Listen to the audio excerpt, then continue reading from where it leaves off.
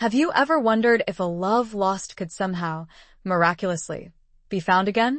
What if the echoes of a forgotten promise could lead you to a future you never dared to dream? Prepare to be swept away by a story of second chances, rediscovered passions, and a love that blossoms amidst the secrets of a small lakeside town. Echoes on Whispering Lake will touch your heart, stir your soul, and remind you that it's never too late to find your happily ever after. Chapter 1. A Canvas of Memories. The attic air hung thick with the scent of dust and forgotten dreams. Sunlight, fractured by the grimy window panes, illuminated motes dancing in the stillness. Clara Schmidt, her silver hair pulled back in a loose bun, knelt before a weathered trunk, its brass clasps tarnished with age. 65 years, a lifetime, and yet the scent of her grandmother's lavender sachets still clung faintly to the cedar lining. It was a scent that transported her, instantly, to childhood summers spent in this very attic, a sanctuary filled with the whispers of generations past. Clara ran a hand over the smooth, cool surface of a small, wooden box nestled within the trunk. It was unassuming, plain even, yet it held a weight that belied its size. Inside, nestled on a bed of faded velvet, lay a set of antique paintbrushes. Their handles, worn smooth by her grandmother's hand, were crafted from dark, polished wood, each tipped with bristles that still held the ghost of long-dried pigments, cerulean blue, crimson red, a vibrant ochre that spoke of sun-drenched fields. These weren't just brushes, they were conduits to a past she'd almost forgotten, a past where she, too, had dared to dream in color. For years, Clara had been a practical woman.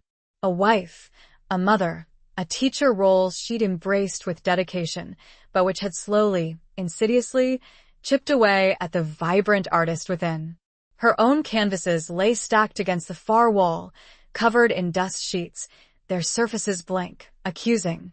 The local art competition, a cornerstone of the upcoming centennial celebration in their small Wisconsin lake community, had sparked a flicker of something within her, a hesitant yearning to pick up a brush again. But doubt, a constant companion these days, whispered insidious warnings. You're too old. You've lost your touch. It's been too long. She lifted one of the brushes, its weight surprisingly comforting in her palm. The wood felt warm, almost alive, as if her grandmother's spirit still lingered within. A faint, almost imperceptible hum vibrated against her skin. It was a sensation she hadn't felt in decades, a tingling energy that sparked a forgotten fire in her soul. The attic, with its hushed silence and swirling dust motes, suddenly felt less like a repository of the past and more like a gateway to something new. A floorboard creaked behind her. Clara turned, startled, to see her daughter, Emily, standing in the doorway, her expression a mixture of concern and exasperation. Mom, what are you doing up here? It's sweltering. Clara smiled, a faint, wistful curve of her lips. Just remembering, Emily. Just remembering. She held up the brush, the sunlight catching the glint of the brass ferrule. I think I might paint again. Emily's brow furrowed. Paint? Mom, you haven't painted since before Dad died. Her voice softened. Are you sure you're up to it? The doubt in her daughter's voice mirrored her own, but something had shifted within Clara. The touch of the brush, the scent of the attic, the whispers of her grandmother, they had awakened something dormant, something powerful. I don't know, Emily, Clara said, her voice surprisingly steady. But I have to try. She looked back at the brushes, at the faded velvet lining of the box, at the dust motes dancing in the sunbeams. A single tear traced a path down her cheek, a tear not of sadness, but of a bittersweet awakening. It was the tear of an artist rediscovering her soul. The lake outside, visible through the grimy window, shimmered in the afternoon sun, its surface a vast, inviting canvas. The centennial was a big deal in Whispering Pines. 100 years of history, of families intertwined like the roots of the ancient oaks that lined the shore. Banners proclaiming celebrating a century of community fluttered from every lamppost, and the scent of freshly baked pies wafted from the open windows of the Lakeside Diner, owned and operated by Thomas O'Connell for the past 40 years. Tom, as everyone called him, was a fixture in Whispering Pines. At 69, his hair was more salt than pepper, but his eyes, the color of the lake on a clear summer day, still held a youthful spark. He was known for his hearty laugh, his generous spirit, and his legendary blueberry pie, a recipe passed down from his own grandmother. But beneath the jovial exterior, Tom carried a quiet sorrow, a burden of lost love that had settled deep within his heart. His fiancée, Annabelle, had died tragically in a car accident just weeks before their wedding, a lifetime ago, back in the early 50s. He'd never married, his heart seemingly frozen in that moment of devastating loss. He stood now, wiping down the diner's counter, the rhythmic motion a familiar comfort. The lunch rush was over, and the diner was quiet, save for the gentle hum of the refrigerator and the distant cry of a loon on the lake. He glanced at the framed photograph on the wall behind the counter, a black and white image of a young, smiling Annabelle, her eyes sparkling with life. He traced the outline of her face with his finger, a familiar ache settling in his chest. The bell above the door jingled, announcing a customer. Tom looked up, expecting to see one of the regulars, but instead, he saw Clara Schmidt. He hadn't seen her in years, not since their children were in school together. She'd always been a quiet, reserved woman, but he remembered her kindness, her gentle smile. He also remembered the way she used to look at her husband, a love that radiated with a quiet intensity. "Clara," he said, his voice a little rough with surprise. "What a pleasant surprise. What can I get for you?" She hesitated, her gaze flitting around the diner, taking in the familiar red vinyl booths, the checkered floor, the vintage Coca-Cola signs. "Just a coffee, Tom, please. Black." He poured her a cup, the aroma filling the air. "It's been a while," he said, placing the mug before her. "How are you?" She smiled, a faint, almost hesitant smile. "I'm finding my way," she said, her voice soft. "Rediscovering things, I suppose." She glanced at the photograph of Annabelle. "She was beautiful, Tom." He nodded, a lump forming in his throat. "She was the light of my life." Clara looked at him, her eyes filled with a deep empathy that surprised him. "Loss, it changes us, doesn't it?" He met her gaze, and for a moment, the years seemed to melt away. He saw not just Clara Schmidt, the quiet widow, but a woman who understood the weight of unspoken grief, the enduring power of memory. He saw a kindred spirit, and in that moment, something shifted within him, a tiny crack in the ice that had encased his heart for so long. He found himself wanting to know more about this woman, about her own losses, her own rediscoveries. A question formed a cliffhanger. "What are you rediscovering, Clara?" Chapter 2. The scent of turpentine and thyme. Clara took a sip of the coffee, the bitter taste grounding her.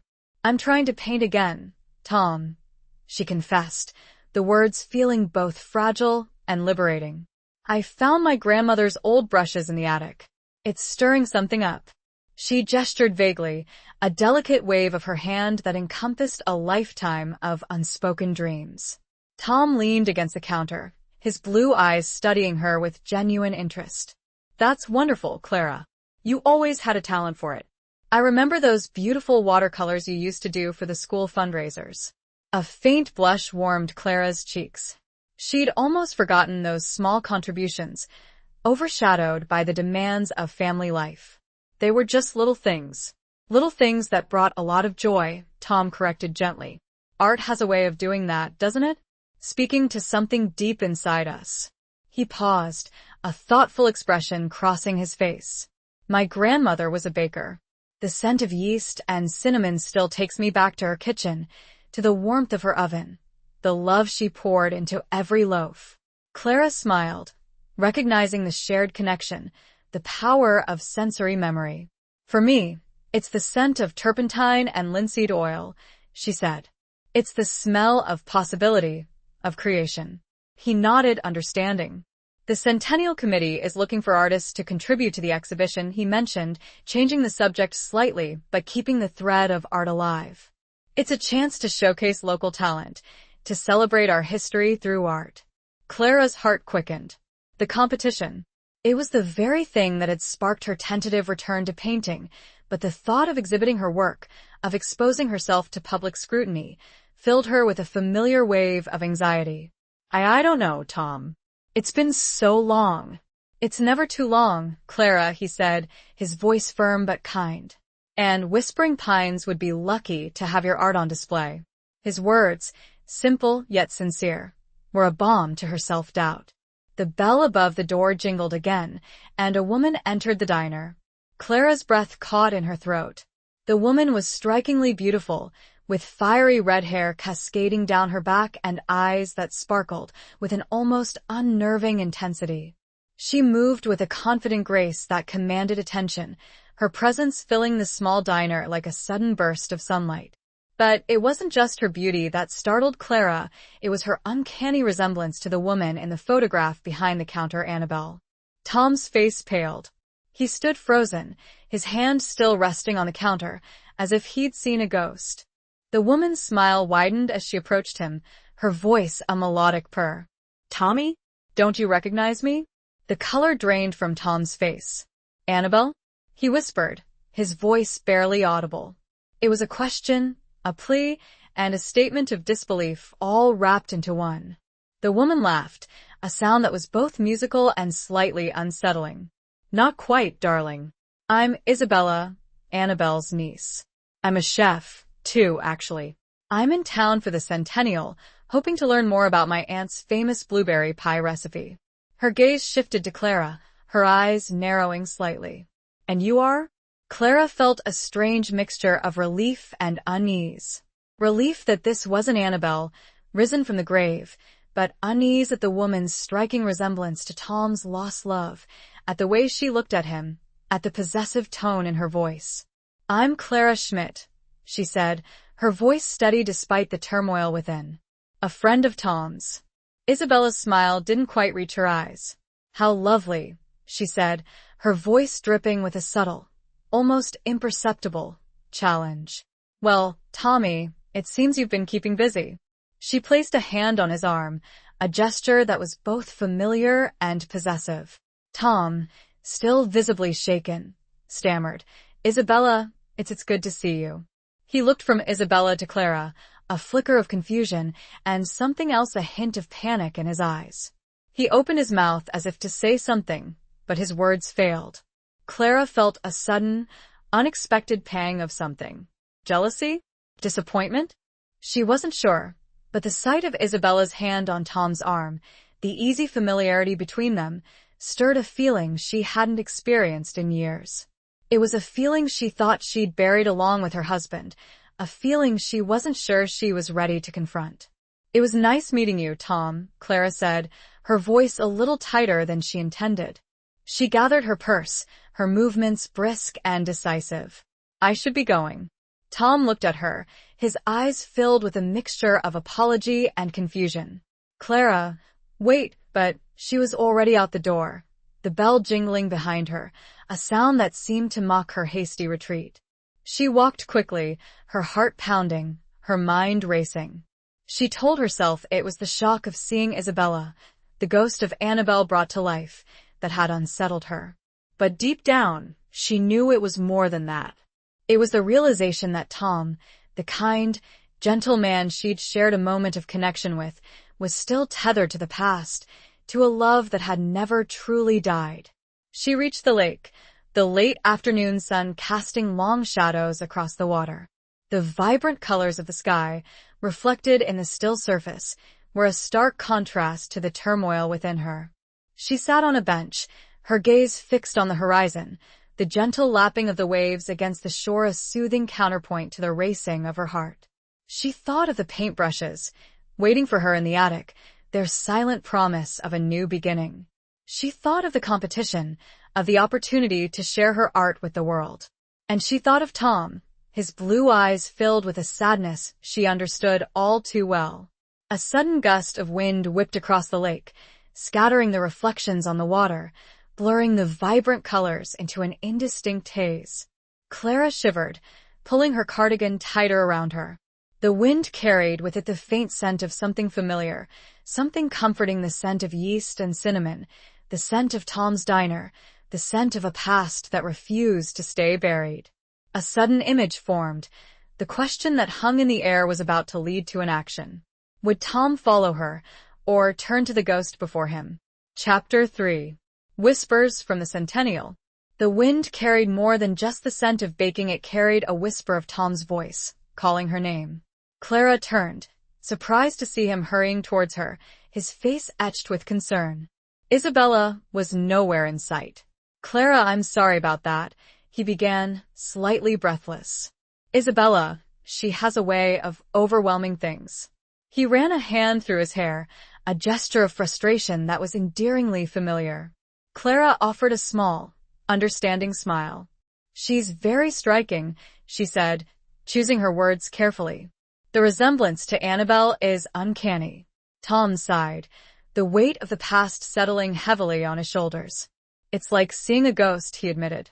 "It brings it all back, you know? The good and the bad." He sat down beside her on the bench, leaving a respectful distance between them. "It must be difficult," Clara said softly, her gaze fixed on the shimmering water. "It is," he confessed. "But it's also complicated." He hesitated, as if unsure whether to continue. "Isabella wants to learn Annabelle's blueberry pie recipe.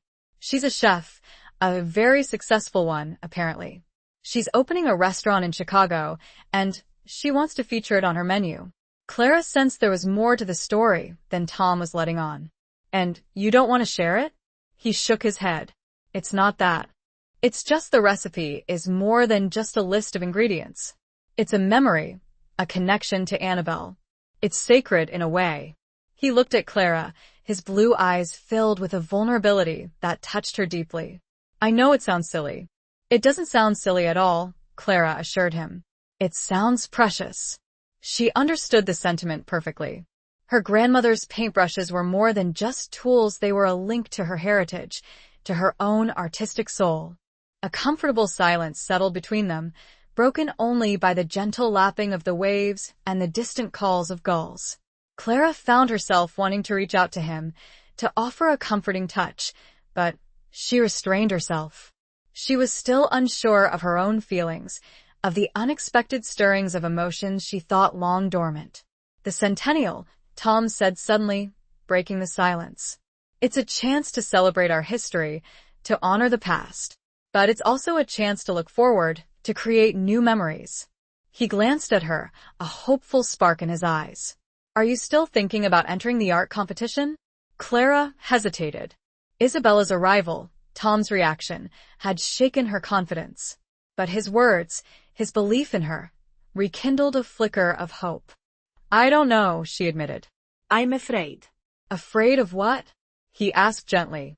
"Of failing," she confessed. "Of not being good enough." Tom smiled, a warm, reassuring smile that reached his eyes. "Clara, you have nothing to fear. Your art is beautiful, and it deserves to be seen. And even if you don't win," he added, his voice softening, "the act of creating, of expressing yourself, is a victory in itself." His words resonated deeply within her. He understood her fears, her insecurities, because he carried his own. They were two souls, scarred by the past, tentatively reaching for something new, something hopeful. Maybe I'll give it a try," Clara said, her voice gaining strength. The thought of painting again, of sharing her art, no longer felt quite so daunting.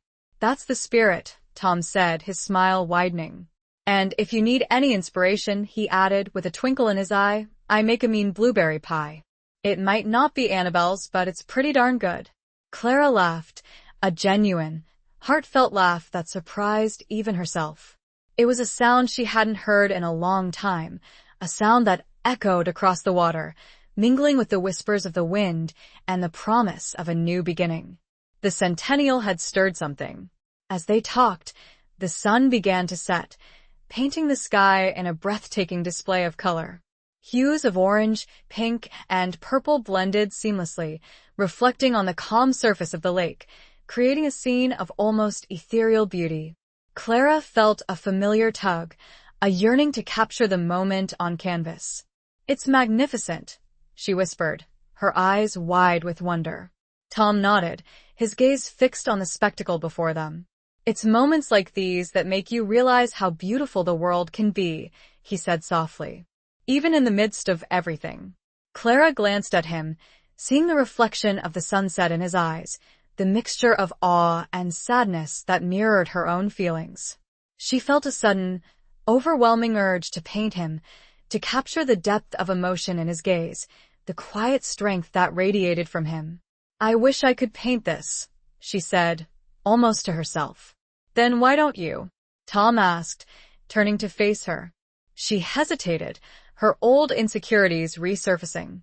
I don't have my brushes with me." "I have some at the diner," he offered. "Not artist quality, of course, but they'll do in a pinch. We use them for basting mostly." He smiled, a playful glint in his eyes. "Come on, Clara. Let's capture this moment." His invitation was unexpected, impulsive, and utterly irresistible. Clara found herself nodding, her heart pounding with a mixture of excitement and trepidation. She followed him back to the diner, the scent of cinnamon and yeast drawing her in, a promise of warmth and comfort. Inside, Tom retrieved a small jar of brushes from a drawer behind the counter. They were indeed simple, utilitarian brushes, but in that moment, they felt like magic wands. He also produced a small, blank canvas board, one he'd been saving for a special occasion.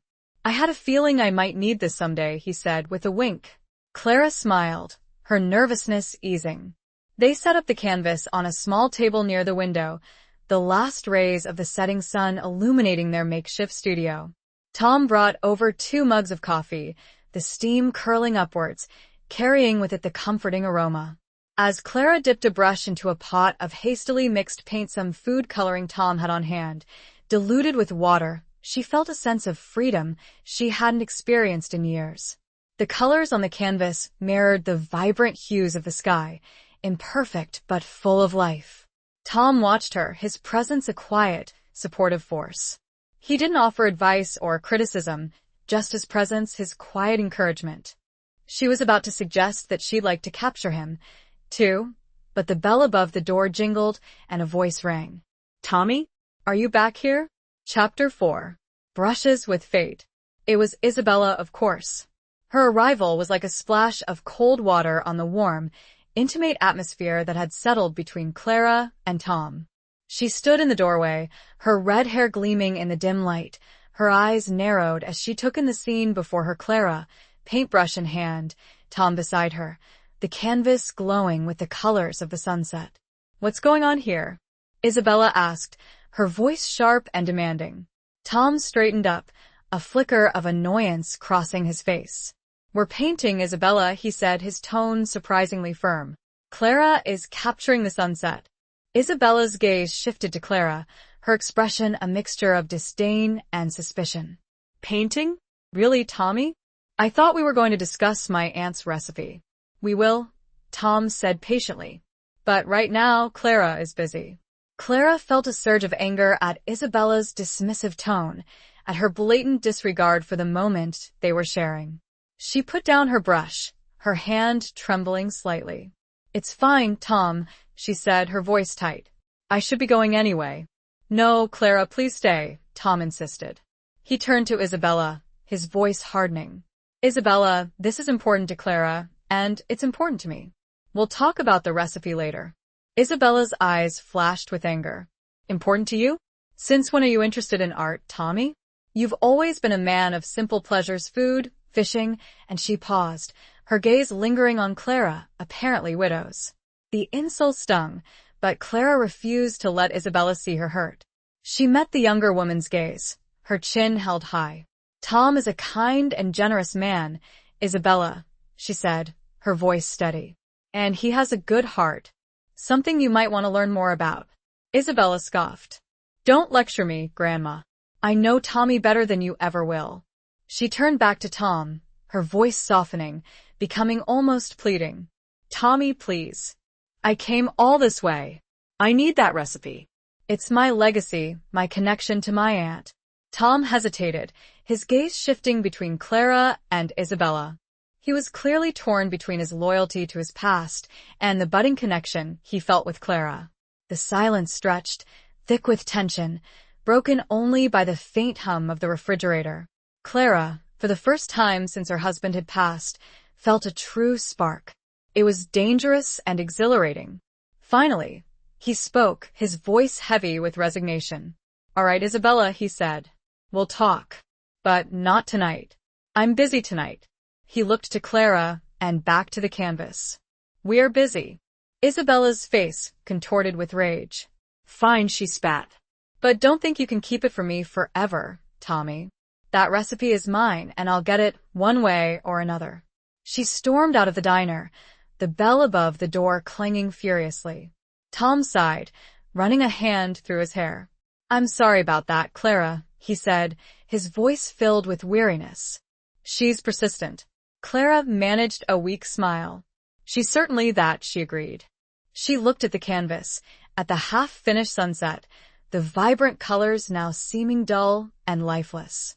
The magic of the moment had been shattered. "I should go," she said, her voice barely a whisper. "No, please," Tom said, his hand reaching out to touch her arm, a gentle, fleeting contact that sent a shiver down her spine. "Don't let her ruin this for us, Clara. Please stay." His eyes, filled with a mixture of pleading and something deeper, something that mirrored her own unspoken longing, held her captive. She hesitated, torn between her desire to flee and her yearning to stay, to recapture the connection they'd shared, to explore the unexpected spark that had ignited between them. She looked from his eyes to the canvas, and then finally, outside. The sunset was almost gone, the vibrant colors fading into a soft, dusky twilight. But the lake still held a faint glimmer of light, a reflection of the lingering beauty. Clara made her decision. "Okay, Tom," she said, her voice gaining strength. "I'll stay." A smile spread across Tom's face, a genuine, heartfelt smile that reached his eyes and warmed her from the inside out. He picked up his own brush, one of the basting brushes, its bristles slightly stiff, and dipped it into a pot of diluted blue food coloring. "Let's finish this," he said, his voice filled with a renewed sense of purpose. Together, they worked on the canvas, their hands occasionally brushing against each other, sending electric currents through Clara's veins. They didn't talk much, but the silence was comfortable, filled with a shared understanding, a quiet intimacy that transcended words. Tom, despite his lack of artistic training, surprised her with his intuitive sense of color and composition. He added depth and texture to the painting, his brushstrokes bold and confident.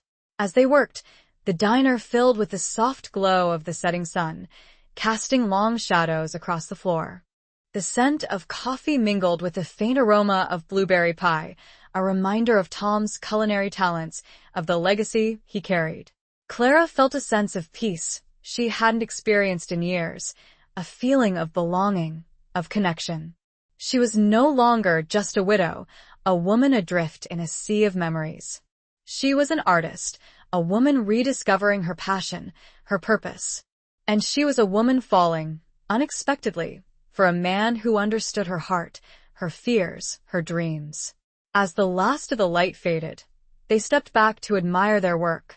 The painting was far from perfect, a collaborative effort that bore the marks of their individual styles, their shared emotions.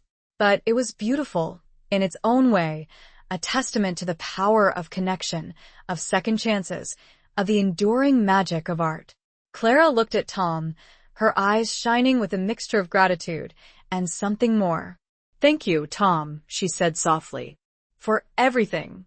He smiled, his eyes crinkling at the corners. "Thank you, Clara," he said, his voice equally soft. "For reminding me that there's still beauty to be found in the world, even after the sun sets." He reached out, and, for a moment, Clara thought he was going to kiss her. But instead, he gently brushed a stray strand of hair from her forehead, his touch lingering for a moment longer than necessary. The diner seemed to hold its breath, the silence broken only by the gentle hum of the refrigerator and something much stronger. What was it, and where did it come from? Chapter 5. The Ghost of Annabelle's Smile. The something much stronger was the undeniable pull between them, a magnetic force that seemed to hum in the air, vibrating with unspoken desires and hesitant hopes. It was a feeling both exhilarating and terrifying, reminder of the vulnerability that came with opening one's heart to another. Before either of them could speak, or act on the impulse that hung heavy in the air, the phone rang, shattering the fragile intimacy. Tom, startled, stepped back, his hand dropping from Clara's hair. He answered the phone, his voice a little strained. Lakeside Diner, yes, this is Tomo. Hello, Emily. Clara's heart sank. Emily, her daughter. The voice of reason, of practicality, of concern.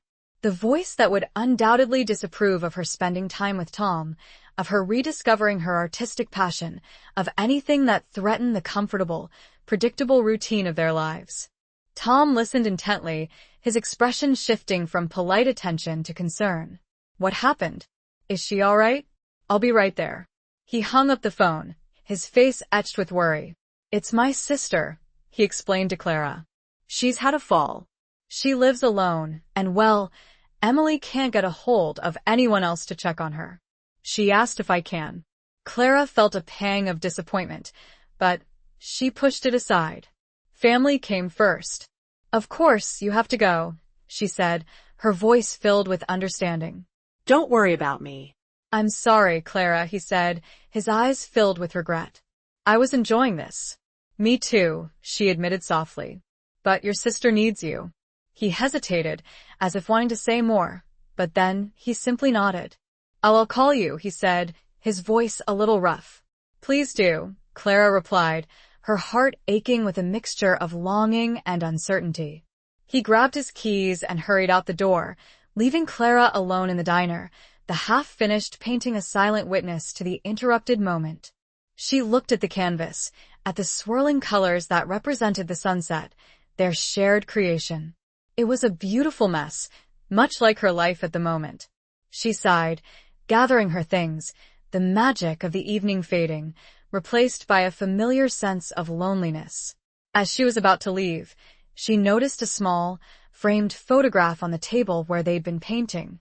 It was a picture of Annabelle, the same one that hung behind the counter, but this one was smaller, more intimate.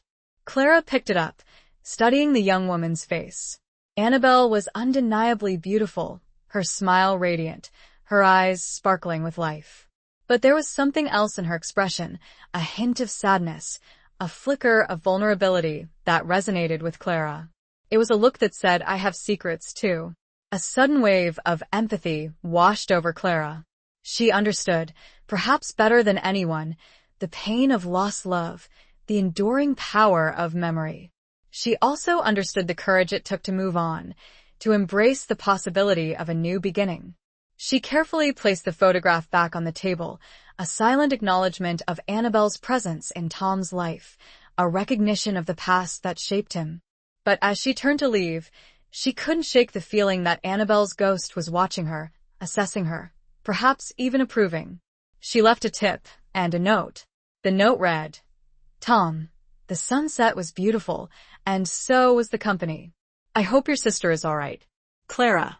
She hesitated, then added a postscript. P.S. I'm taking your advice. I'm entering the competition. She left the diner, the bell jingling softly behind her, a sound that seemed to echo the bittersweet melody of the evening. The night air was cool and crisp, the scent of pine and lake water filling her lungs. She walked slowly, her mind replaying the events of the evening, the unexpected connection with Tom, Isabella's disruptive arrival, the shared moment of artistic creation, the interrupted intimacy. She reached her small cottage, nestled among the trees on the edge of the lake. It was a cozy, comfortable home, filled with memories of her late husband, of family gatherings, of a life that had been both fulfilling and, in some ways, incomplete. She went inside, the silence of the house amplifying her sense of loneliness.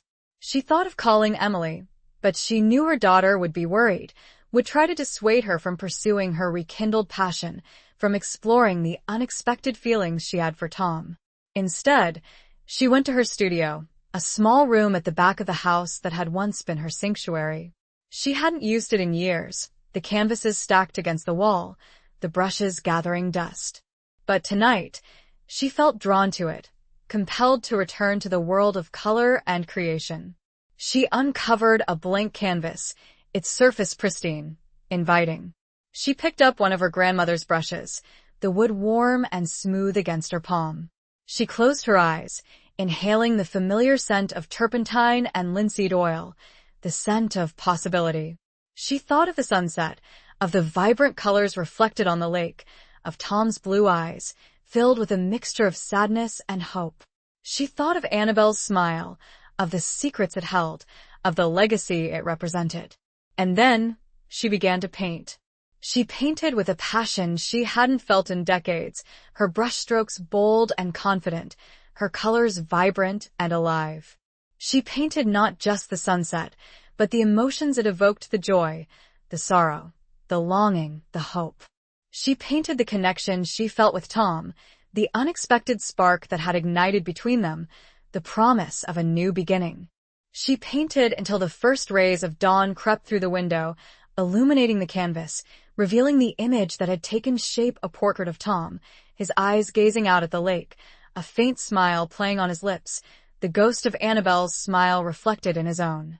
The painting had captured something, but what exactly? Chapter 6. Lake Reflections and Heartaches. The painting had captured the essence of Tom's soul, his resilience, his quiet strength, his capacity for both deep sorrow and enduring hope. It was a portrait that revealed not just his physical likeness, but the complex tapestry of his inner life, the interwoven threads of his past and his present. And, subtly, it captured the nascent connection between him and Clara, the unspoken yearning that shimmered beneath the surface of their interactions. Clara stepped back, studying her work, her heart aching with a mixture of pride and a profound sense of vulnerability. She'd poured her heart and soul onto the canvas, exposing her emotions in a way she hadn't done in years. It was both exhilarating and terrifying. The sound of her phone ringing startled her. It was Emily. "Mom, are you all right? I tried calling you last night." Emily's voice was filled with concern. Clara hesitated, unsure how much to reveal. "I'm fine, Emily," she said, her voice a little strained. "I was busy." "Busy doing what?" Emily asked, her tone skeptical. "Painting," Clara confessed. "I'm entering the Centennial Art Competition." There was a moment of silence on the other end of the line. "Painting? Mom, are you sure that's a good idea? You haven't painted in years." And well, Clara knew exactly what Emily was implying. "You're too old. You're not good enough. You'll embarrass yourself." "I'm sure, Emily," Clara said firmly. "It's something I need to do." Emily sighed. "All right, Mom. Just be careful, okay? Don't get your hopes up."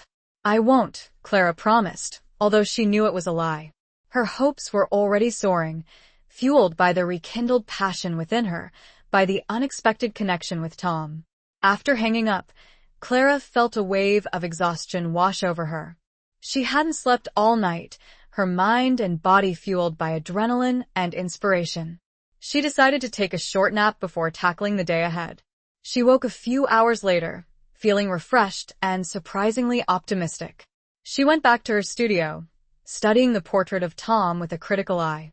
It was good, she thought, but it needed something more. It needed Annabelle. Not a literal depiction of Annabelle, but a subtle suggestion of her presence, a hint of her influence on Tom's life. Clara picked up a brush, her hand steady and sure. She added a faint, almost imperceptible, shimmer of gold to Tom's eyes, a reflection of the light that Annabelle had brought into his life. She added a touch of blue to the background, the color of the lake, the color of memory. She worked on the painting for several hours, refining the details, adding layers of depth and meaning. As she worked, she thought of Tom, of his kindness, his generosity, his quiet strength. She thought of the way he'd looked at her, the unspoken longing in his eyes. She also thought of Isabella, of her possessiveness, her determination to claim Annabelle's legacy. Clara couldn't shake the feeling that Isabella was a threat, not just to Tom's peace of mind, but to the fragile connection that was growing between them. A sudden knock on the door startled her. She opened it to find Tom standing on her doorstep, his face etched with concern. "Clara," he began, his voice a little strained. "I need to talk to you." He looked a bit tired, but relieved. "My sister's going to be fine," he explained. "Just a sprained ankle, thankfully. But she's shaken up, and well, she needs me to stay with her for a few days." Clara felt a pang of disappointment, but she masked it with a smile. "Of course, Tom," she said. "Family comes first." "I'm sorry, Clara," he said, his eyes filled with regret. I was hoping we could spend more time together." "We will," Clara assured him. "When you get back." He hesitated, as if wanting to say more, but then he simply nodded. I saw the note you left," he said, changing the subject slightly. "About the competition." "I'm glad, Clara." "I know you'll do great." "Thank you, Tom," she said softly. "For believing in me." He reached out, and for a moment, Clara thought he was going to touch her, but he stopped himself. "I should go," he said, his voice a little rough. "Take care of yourself, Tom," Clara said, her heart aching with a mixture of longing and uncertainty. He nodded, then turned and walked away, his figure disappearing down the path that led to the lake. Clara watched him go, a sense of loneliness settling over her. She closed the door, leaning against it, her gaze fixed on the spot where he'd been standing. She went back to her studio, her eyes drawn to the portrait of Tom. The painting seemed to pulse with life, with the unspoken emotions that flowed between them. She picked up a brush, adding a final touch to the canvas, a faint, almost imperceptible, smile to Tom's lips, a smile that reflected her own hope, her own yearning. A sudden thought struck her. She needed to talk to someone who understood the complexities of love and loss, someone who could offer her guidance, perspective. She needed to talk to Isabella. She had to see her motivations, to see if she was a true threat. It was a dangerous idea. Perhaps foolish. Where would she even begin? Chapter 7. A culinary canvas. Where to begin? The lakeside diner, of course. It was the hub of Whispering Pines, the place where Tom spent most of his time, the place where Isabella had made her dramatic entrance. It was also the place where Annabelle's legacy lived on, in the form of a blueberry pie recipe. Clara knew it was a risky move, confronting Isabella directly. But she couldn't shake the feeling that she needed to understand the woman, to gauge the threat she posed to the fragile connection she was building with Tom. She also wanted to know more about Annabelle, about the woman who had captured Tom's heart so completely, the woman whose ghost still lingered in the diner in the town in Tom's eyes. She dressed carefully, choosing a simple but elegant dress, a pair of comfortable shoes, and a touch of makeup.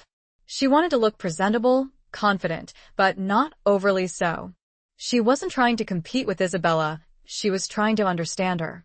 She drove to the diner, her heart pounding with a mixture of trepidation and determination. The diner was bustling, filled with the usual lunchtime crowd, locals and tourists alike, drawn by the aroma of Tom's cooking, by the promise of a hearty meal, and a friendly atmosphere. Isabella was behind the counter, serving customers, her red hair pulled back in a tight ponytail, her movements efficient and precise.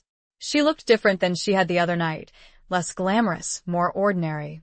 But her eyes still held that same intensity, that same hint of something Clara couldn't quite define. Clara waited until the rush subsided, then approached the counter. Isabella looked up, her expression shifting from polite indifference to a flicker of recognition, then to a hardening of her features. "You," she said, her voice flat. "What do you want?" Clara took a deep breath. "I want to talk to you, Isabella," she said, her voice steady. "About Tom, about Annabelle, about the recipe." Isabella's eyes narrowed. "I have nothing to say to you," she said coldly. "You're nothing to Tom. Just a distraction." "I'm not trying to be a distraction," Clara said patiently. "I'm trying to understand." "Tom cares about you." "He cares about your aunt's legacy. But he also," she hesitated, unsure how much to reveal. He also cares about his own memories, his own feelings. Isabella scoffed. His feelings? He hasn't had any feelings since Annabelle died. He's just going through the motions. Clara felt a surge of anger at Isabella's dismissive tone, at her apparent lack of empathy for Tom's pain. That's not true, she said firmly. Tom is a kind, compassionate man. He's been hurt, yes, but he's not broken. He's capable of feeling, of loving again. Isabella's eyes flashed. Loving again? You think he's going to fall in love with you? An old woman who Clara cut her off. Don't underestimate me, Isabella, she said, her voice low and steady. I may be older, but I'm not weak. And I'm not afraid of you. Isabella stared at her, a flicker of surprise, perhaps even respect, in her eyes. The tension between them was palpable, a silent battle of wills. What do you want from me? Isabella asked again, her voice a little less hostile. I want to understand why that recipe is so important to you, Clara said. I want to know more about Annabelle. And I want to know what you intend to do. Isabella hesitated, then sighed. It's complicated, she said, her voice losing some of its edge. That recipe, it's not just a recipe. It's a connection to my family, to my past. My Aunt Annabelle, she was everything to me. She taught me how to cook, how to love, how to live. And then she was gone. Clara listened intently, sensing a genuine vulnerability beneath Isabella's tough exterior. She was beginning to understand that Isabella's obsession with the recipe was rooted in grief, in a desperate attempt to hold on to a piece of her beloved aunt.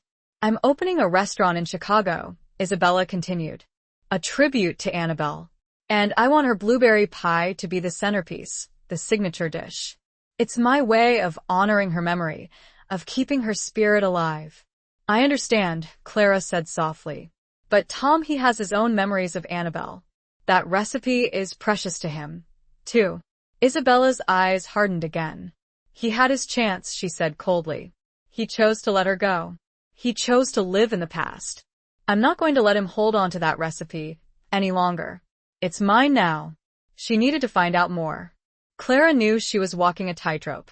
She needed to gain Isabella's trust, to get her to open up, but she also needed to protect Tom, to defend the fragile bond they were forming.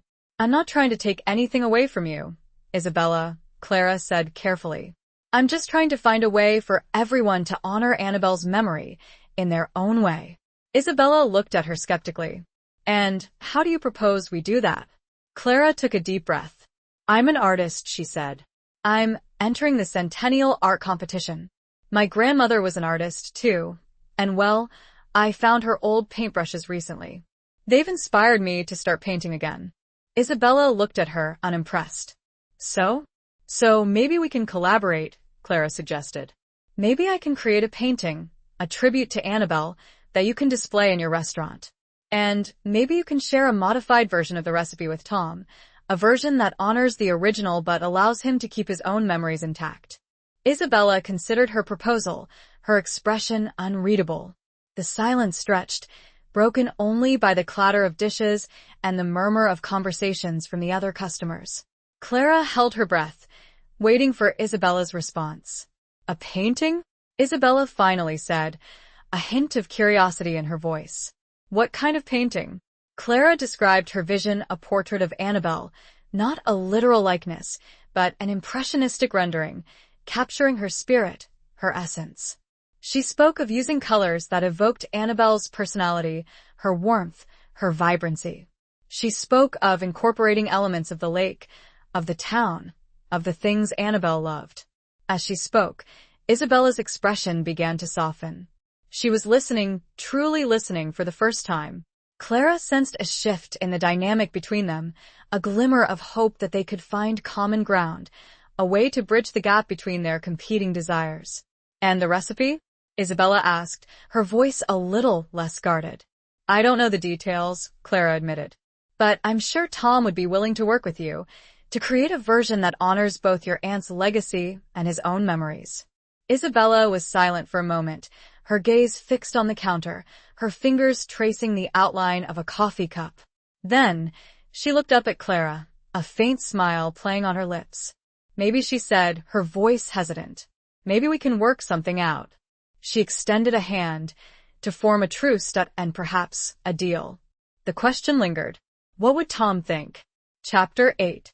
Shadows in the Summer Light. The question of Tom's reaction hung in the air, a silent undercurrent to the tentative truce Clara and Isabella had forged. Clara knew that Tom was fiercely protective of Annabelle's memory, of the blueberry pie recipe that was so inextricably linked to his past. She also knew that he was a kind and generous man, capable of compromise, of forgiveness. But she wasn't sure how he would react to her interfering with Isabella, to her suggesting a collaboration that involved sharing a piece of his most cherished memory. Before Clara could dwell on her anxieties, the diner door opened, and a tall, imposing figure entered. It was Sheriff Brody, a longtime friend of Tom's and a fixture in the Whispering Pines community. He approached the counter, his expression grim. "Isabella," he said, his voice low and serious. "I need to talk to you. It's about your aunt." Isabella's face paled. "What is it, Sheriff?" she asked, her voice trembling. "There's been a development in the investigation into Annabelle's death," he said, his gaze shifting to Clara for a moment, then back to Isabella. "We need you to come down to the station." Clara's heart sank. This was unexpected, unsettling. Annabelle's death had always been ruled an accident, a tragic car crash that had shaken the small town to its core. What could have changed after all these years? Isabella looked stunned, her eyes wide with disbelief. "Investigation?" "But it was an accident," she stammered. "We have new information," the sheriff said, his voice firm but gentle. "We need to ask you some questions."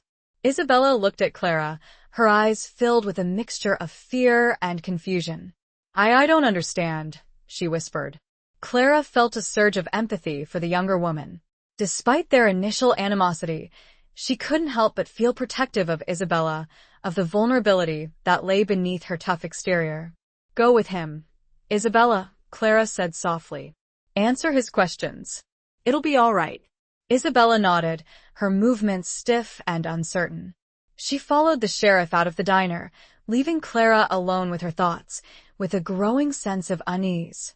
The news of a reopened investigation into Annabelle's death cast a long shadow over the sunny summer day, over the preparations for the centennial celebration, over the fragile hope that had been blossoming between Clara and Tom.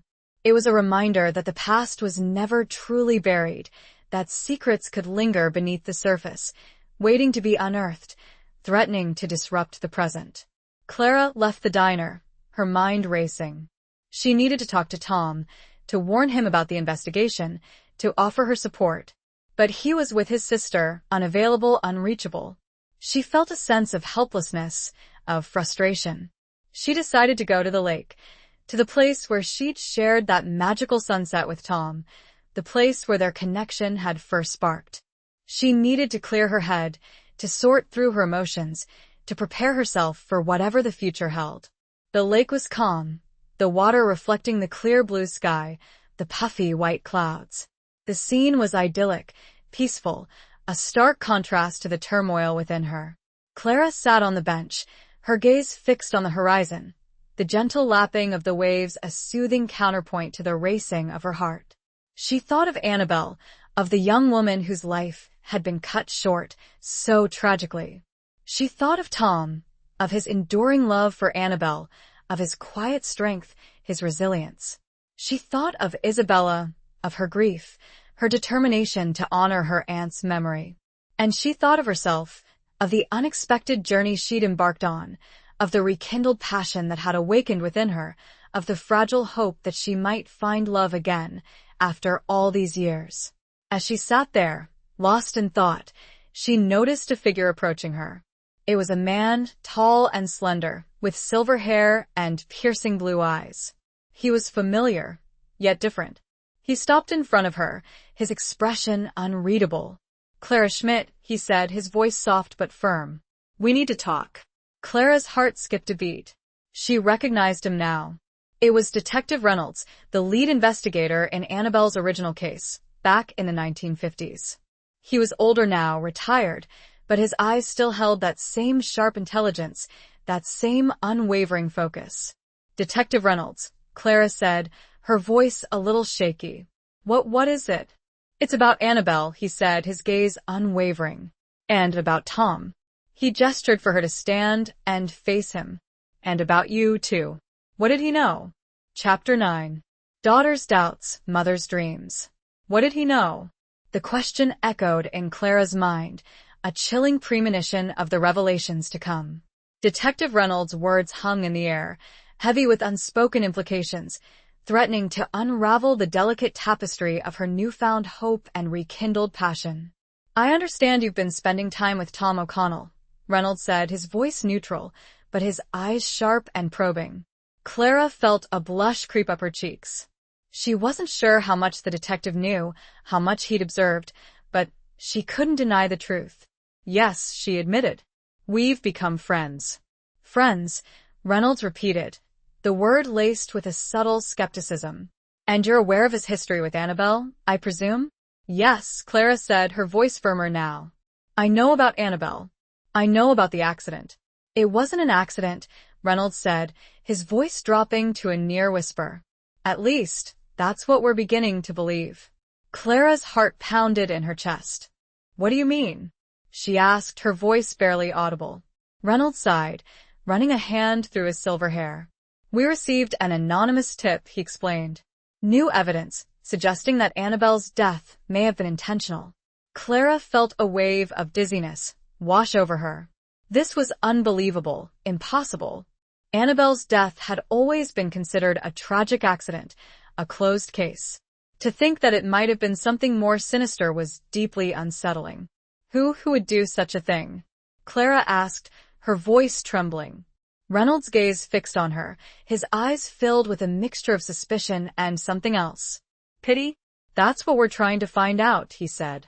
And Tom, he's a person of interest. Clara's breath caught in her throat. Tom? No, she said, shaking her head vehemently. That's impossible. Tom loved Annabelle. He would never hurt her. Reynolds remained silent for a moment, his gaze unwavering. Love can be a powerful motivator, Clara, he said softly. It can drive people to do desperate things. Clara felt a surge of anger, of protectiveness towards Tom. You're wrong, she said firmly. Tom is a good man. He's kind, generous, compassionate. He wouldn't hurt anyone. Perhaps, Reynolds said, his voice noncommittal. But we have to follow the evidence, wherever it leads. And right now, it's leading us to Tom. He paused, then added, and to you. Clara's heart skipped a beat. To me? Why? You're close to him, Reynolds said. You're spending time with him. You may know something you're not even aware of. Something that could help us solve this case. Clara felt a sense of panic rising within her. She didn't know anything, not really. She'd only just begun to get to know Tom, to understand the depths of his grief, the enduring power of his love for Annabelle. She couldn't believe that he was capable of murder. I don't know anything, she said, her voice shaking. I care about Tom. I want to help him. Reynolds studied her for a moment, his eyes searching, probing. Then he nodded slowly. I believe you, he said. But you need to be careful, Clara. This is a dangerous situation. And Tom, he may not be who you think he is. He handed her a card. If you remember anything at all, please call me. He turned and walked away, leaving Clara alone with her thoughts, with a growing sense of fear and uncertainty. The lake, which had seemed so peaceful just moments before, now seemed to churn with a dark undercurrent, mirroring the turmoil within her.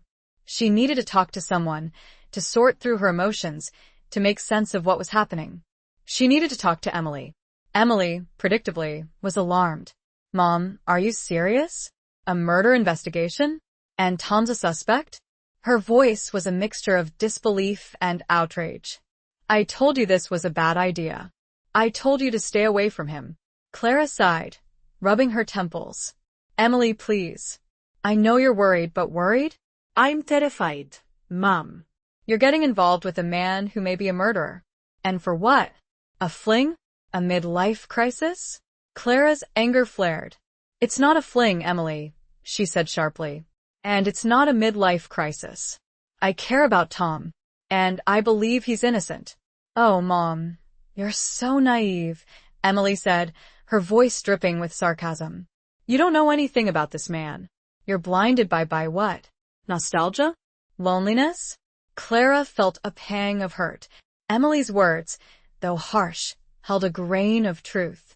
She was lonely, yes, and perhaps she was clinging to a romanticized vision of Tom, of the past, of the possibility of a new beginning. "Maybe you're right," Clara said softly. "Maybe I am naive. But I have to follow my heart, Emily. I have to see this through." "See it through?" "Mom, this isn't a movie. This is real life. And it's dangerous." Emily paused, then added, her voice softening slightly. "Just promise me you'll be careful, Mom. Please." "I promise," Clara said, her voice filled with a mixture of determination and trepidation. She hung up the phone, feeling more alone than ever. Emily's doubts, though fueled by love and concern, had planted a seed of uncertainty in Clara's mind. Was she being foolish? Was she blinded by her own desires, by her own need for connection? Was Tom really who she thought he was? She looked out the window, at the lake shimmering in the afternoon sun. The beauty of the scene, usually a source of comfort, now seemed to mock her, to remind her of the darkness that lurked beneath the surface. She needed to find Tom. She needed answers. But where was he? Chapter 10. The unfinished masterpiece. Where was he? The question gnawed at Clara, a constant, unsettling reminder of Tom's absence, of the cloud of suspicion that now hung over him. She knew he was staying with his sister, caring for her after her fall, but she hadn't been able to reach him by phone. She'd left several messages, each one more urgent than the last, but he hadn't returned her calls. She considered driving to his sister's house, but she hesitated. She also wasn't sure how he would react to her knowing about the investigation, about his being a person of interest. Would he be angry? Defensive? Would he push her away? Instead, she decided to return to her studio, to the unfinished portrait of Tom. She needed to lose herself in her art, to find solace in the familiar rhythm of brushstrokes, in the vibrant hues of the paint. She needed to connect with the image of Tom she held in her heart, the image of a kind, gentle man, a man incapable of violence. She stood before the canvas, studying the portrait. It was almost complete, but it still lacked something, a spark, a sense of life, a hint of the mystery that now surrounded him. She picked up a brush, her hand trembling slightly. She added a touch of shadow to his eyes, a hint of the darkness that the investigation had cast upon him. She deepened the lines around his mouth, a reflection of the burden he carried, the weight of the past. She added a subtle shimmer to the background, a suggestion of the lake, of the secrets it held.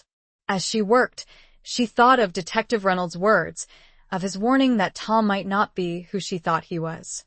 She tried to push the doubts aside, to focus on the image of Tom she knew, the image she'd captured on canvas.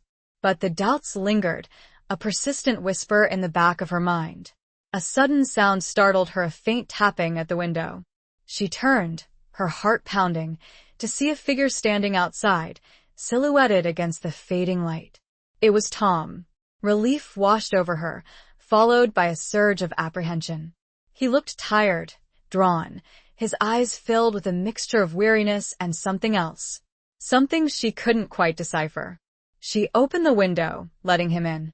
"Tom," she said, her voice a little shaky. "I've been trying to reach you." "I know," he said, his voice low and strained. "I'm sorry.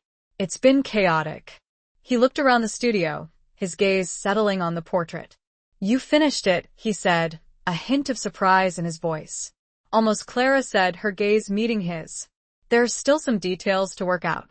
He stepped closer, studying the painting. "It's beautiful, Clara," he said softly.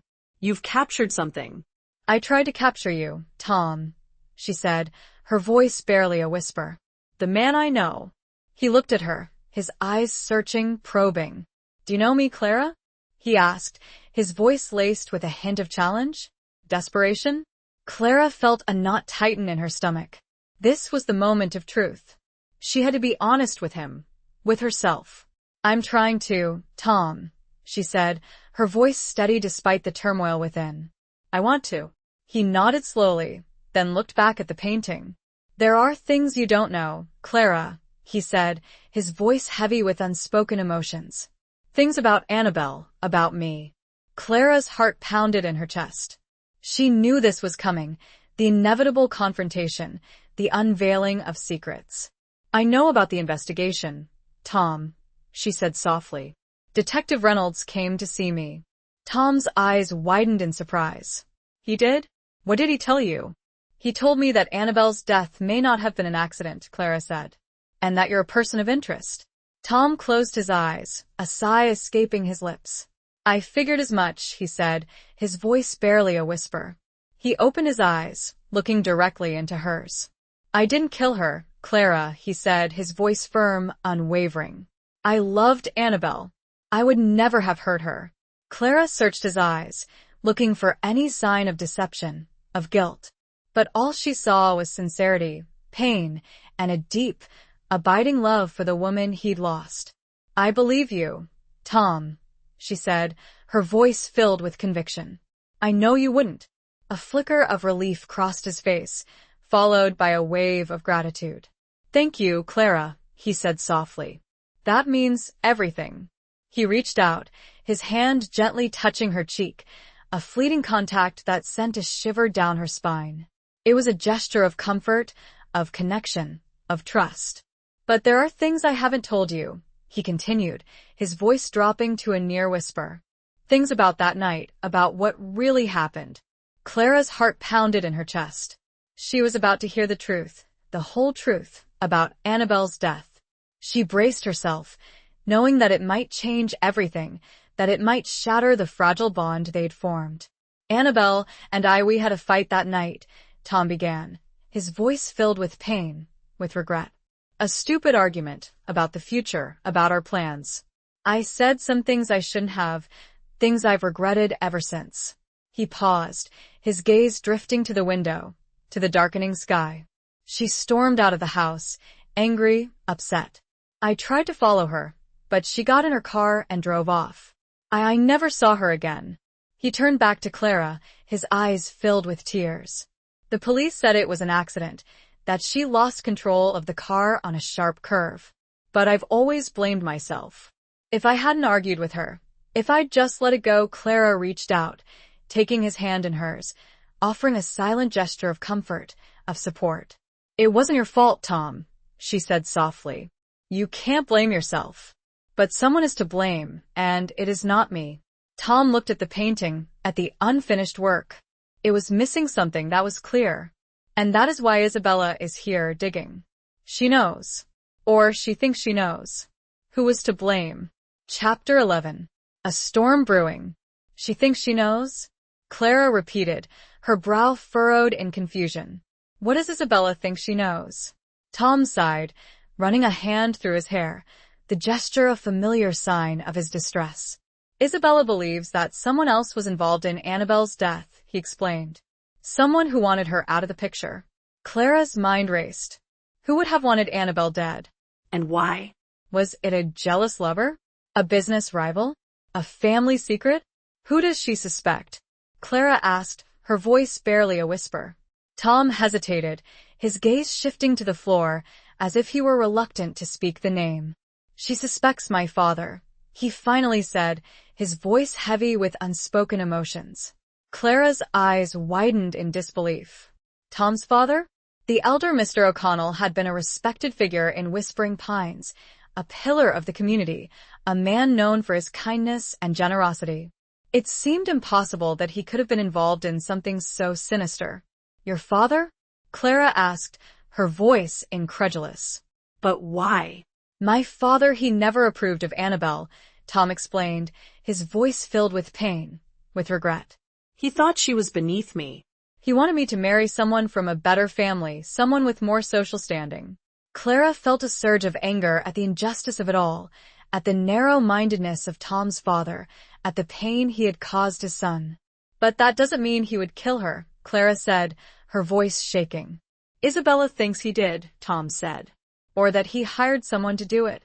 She's been digging into his past, into his business dealings, looking for any evidence that might connect him to Annabelle's death. Clara remembered Isabella's determination to get the blueberry pie recipe, her obsession with Annabelle's legacy. It wasn't just about the pie, it was about uncovering the truth, about finding justice for her aunt. "And what do you think, Tom?" Clara asked softly. "Do you believe your father was involved?" Tom looked at her, his eyes filled with a mixture of sadness and uncertainty.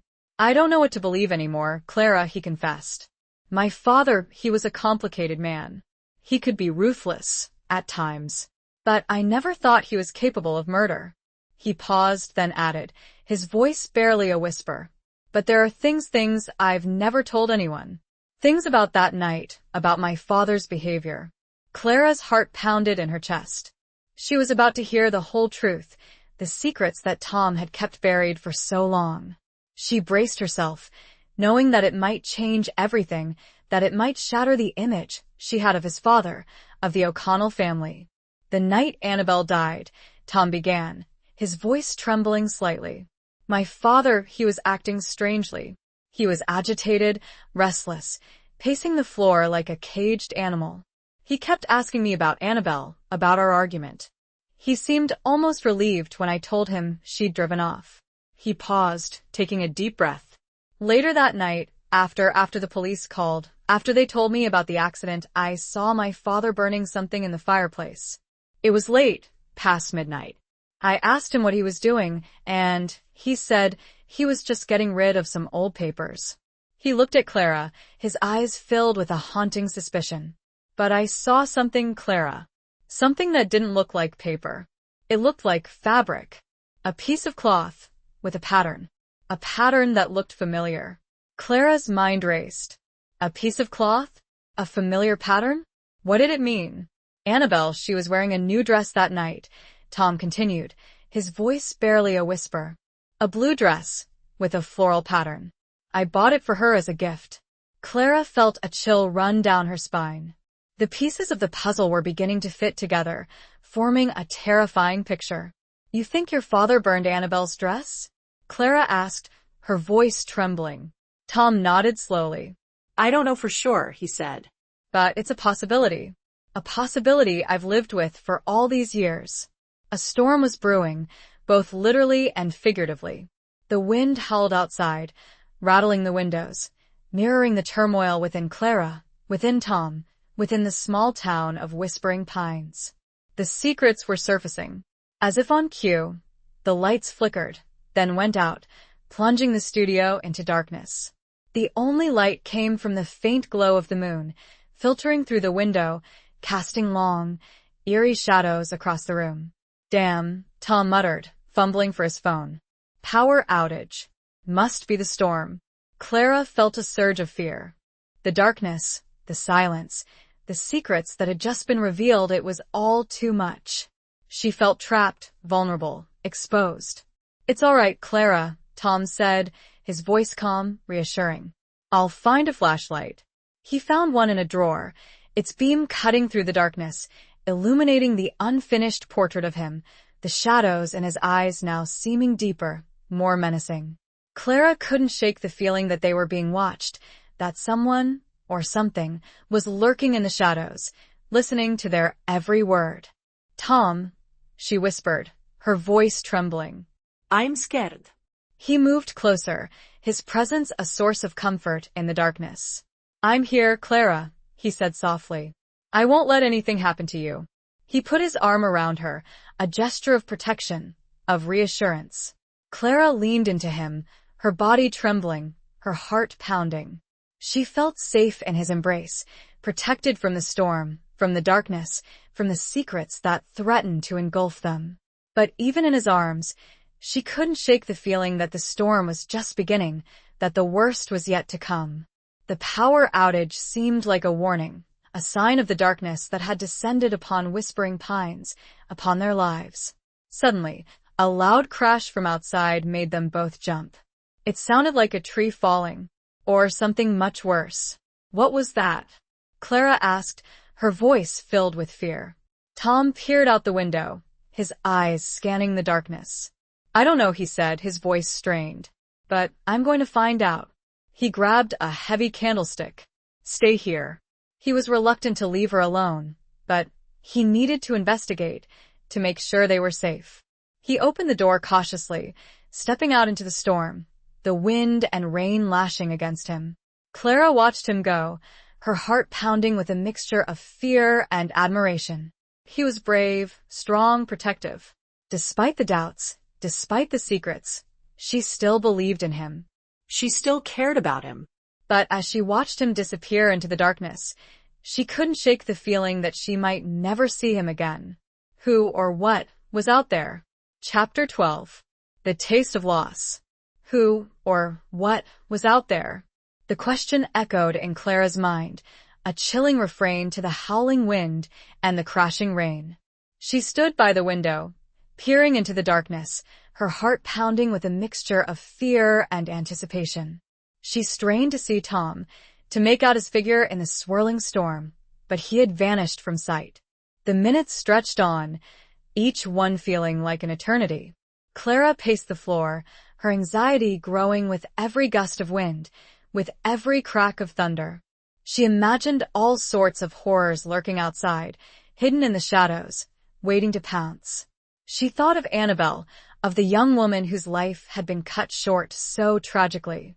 She thought of Tom's father, of the secrets he might have carried, of the possibility that he had been involved in Annabelle's death. She thought of Isabella, of her relentless pursuit of the truth, of her determination to uncover the secrets of the past. And she thought of Tom, of his kindness, his gentleness, his vulnerability. She thought of the connection they had forged, the fragile bond that was now threatened by the storm, by the secrets, by the investigation. Suddenly, she heard a shout, a cry of pain, followed by a sickening thud. Clara's blood ran cold. It sounded like Tom. She rushed to the door, flinging it open, ignoring the wind and rain that lashed against her. Tom.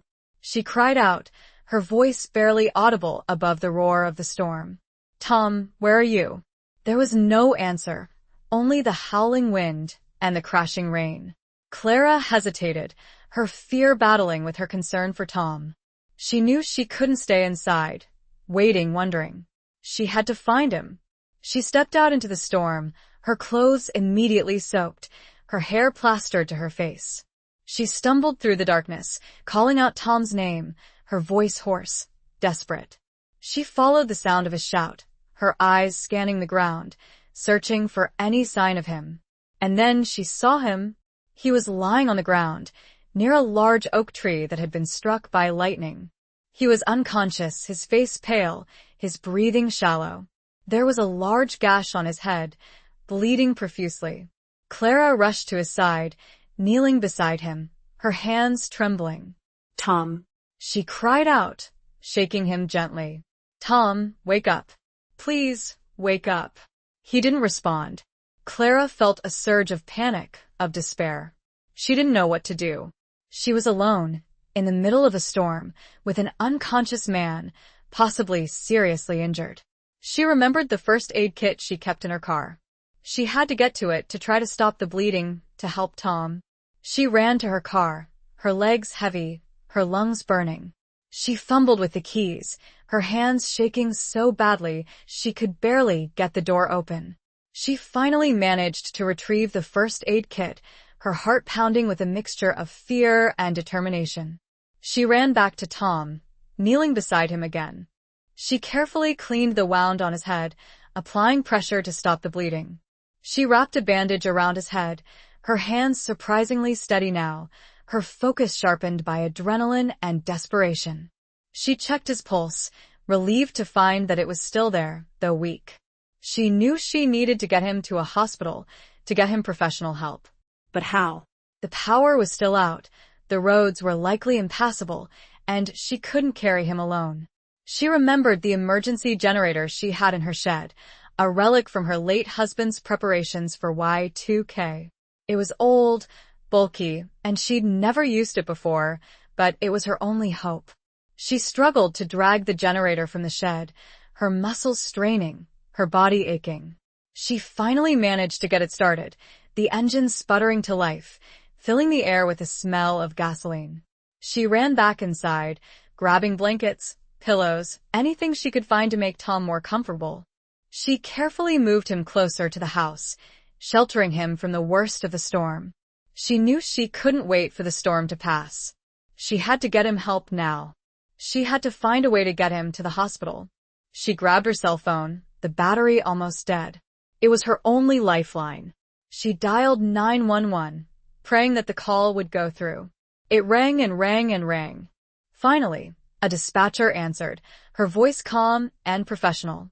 911, what's your emergency? Clara explained the situation, her voice frantic, desperate. My friend, he's been injured by a falling tree. He's unconscious. I need help. The dispatcher asked for her location, her name, details about Tom's condition. Clara answered as best she could, her voice shaking with emotion. We're sending an ambulance, the dispatcher said. But it may take some time to reach you, due to the storm. The roads are blocked in several areas.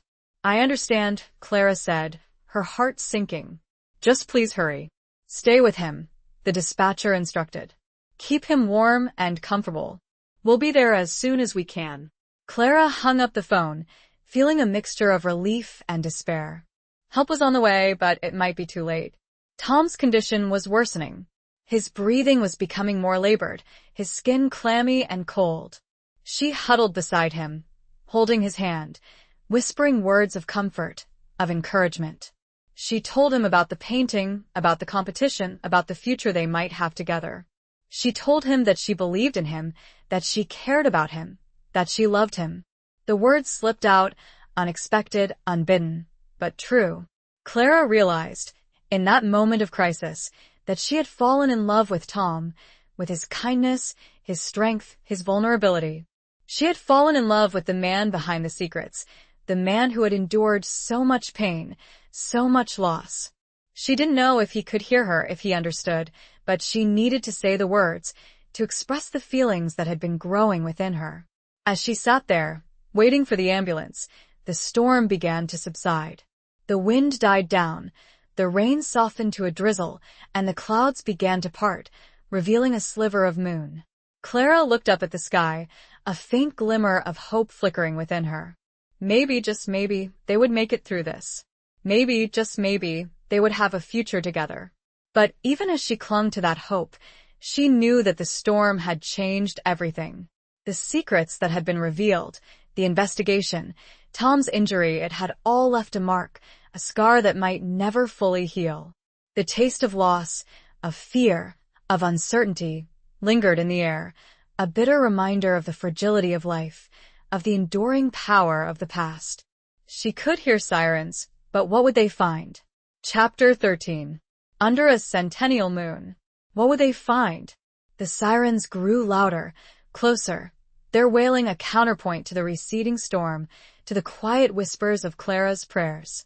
She watched as the flashing lights pierced the darkness, illuminating the scene, the fallen tree, the damaged shed, the two figures huddled together on the ground. The paramedics rushed to Tom's side, their movements efficient, professional. They assessed his condition, their faces grim, their words clipped and urgent. They stabilized him, placing him on a stretcher, preparing to transport him to the hospital. He's lost a lot of blood, one of the paramedics said to Clara. He needs surgery. We're taking him to County General. Clara nodded, her throat tight with emotion. She wanted to go with him, to stay by his side, but the paramedics told her there wasn't enough room in the ambulance. Follow us in your car, one of them instructed. We'll keep you updated. Clara watched as they loaded Tom into the ambulance, the flashing lights disappearing into the night, the sirens fading into the distance. She felt a wave of helplessness, of despair. She was alone again, left to grapple with the events of the night, with the uncertainty of Tom's fate. She followed the ambulance to the hospital, her hands gripping the steering wheel, her eyes fixed on the road.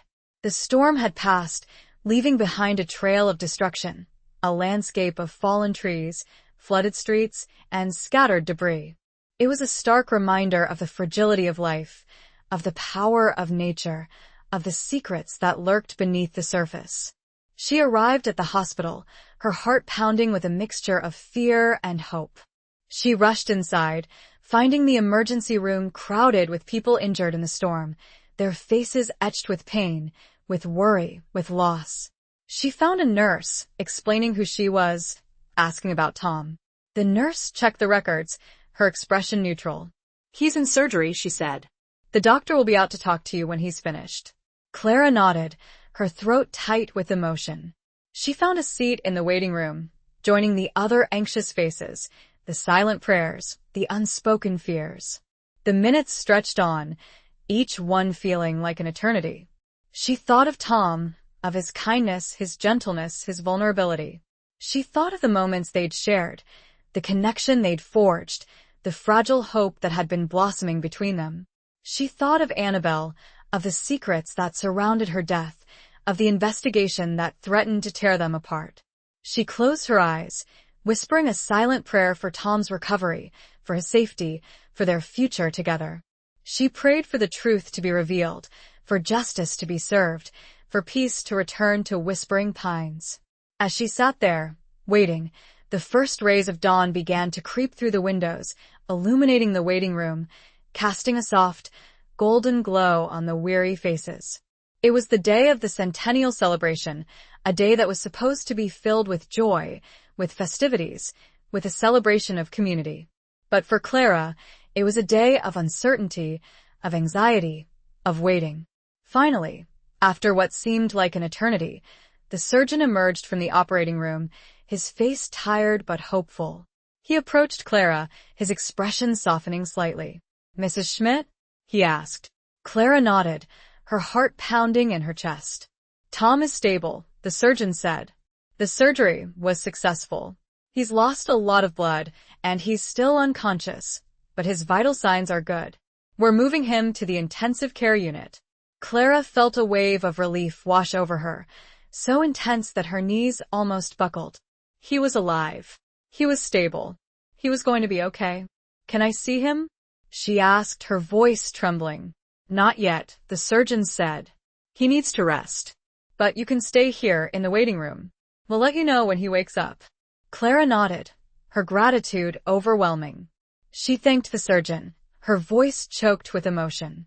She found a seat again, sinking into it, her body exhausted, her mind racing. She was not alone for long. A familiar and unwelcome figure entered. Isabella. Her hair was disheveled, her eyes red-rimmed, evidence of the stress and potential grief. Clara looked up, surprised to see her. She'd almost forgotten about Isabella, about the investigation, about the secrets that linked them together. Isabella approached her, her expression a mixture of concern and something else. "Accusation? Suspicion? How is he?" Isabella asked, her voice hoarse. "He's stable," Clara said. "He's in intensive care." Isabella nodded, her gaze fixed on the floor. "I heard about the accident," she said. "The tree, it wasn't an accident," Clara said, her voice firm. Isabella looked up, her eyes widening in surprise. "What do you mean?" Clara hesitated, unsure how much to reveal. But she knew she couldn't keep the truth from Isabella, not anymore. "Tom told me about his father," Clara said softly. "About his suspicions." Isabella's face paled. "He told you?" she whispered. "About everything?" Clara nodded. "He told me about the argument with Annabelle, about his father's behavior that night, about the burned cloth." Isabella sank into a chair beside Clara, her body trembling. "I knew it," she whispered. "I knew it wasn't an accident. But we don't know for sure," Clara said. "It's just a possibility." "It's more than a possibility," Isabella said, her voice rising in anger, in frustration. "It's the truth.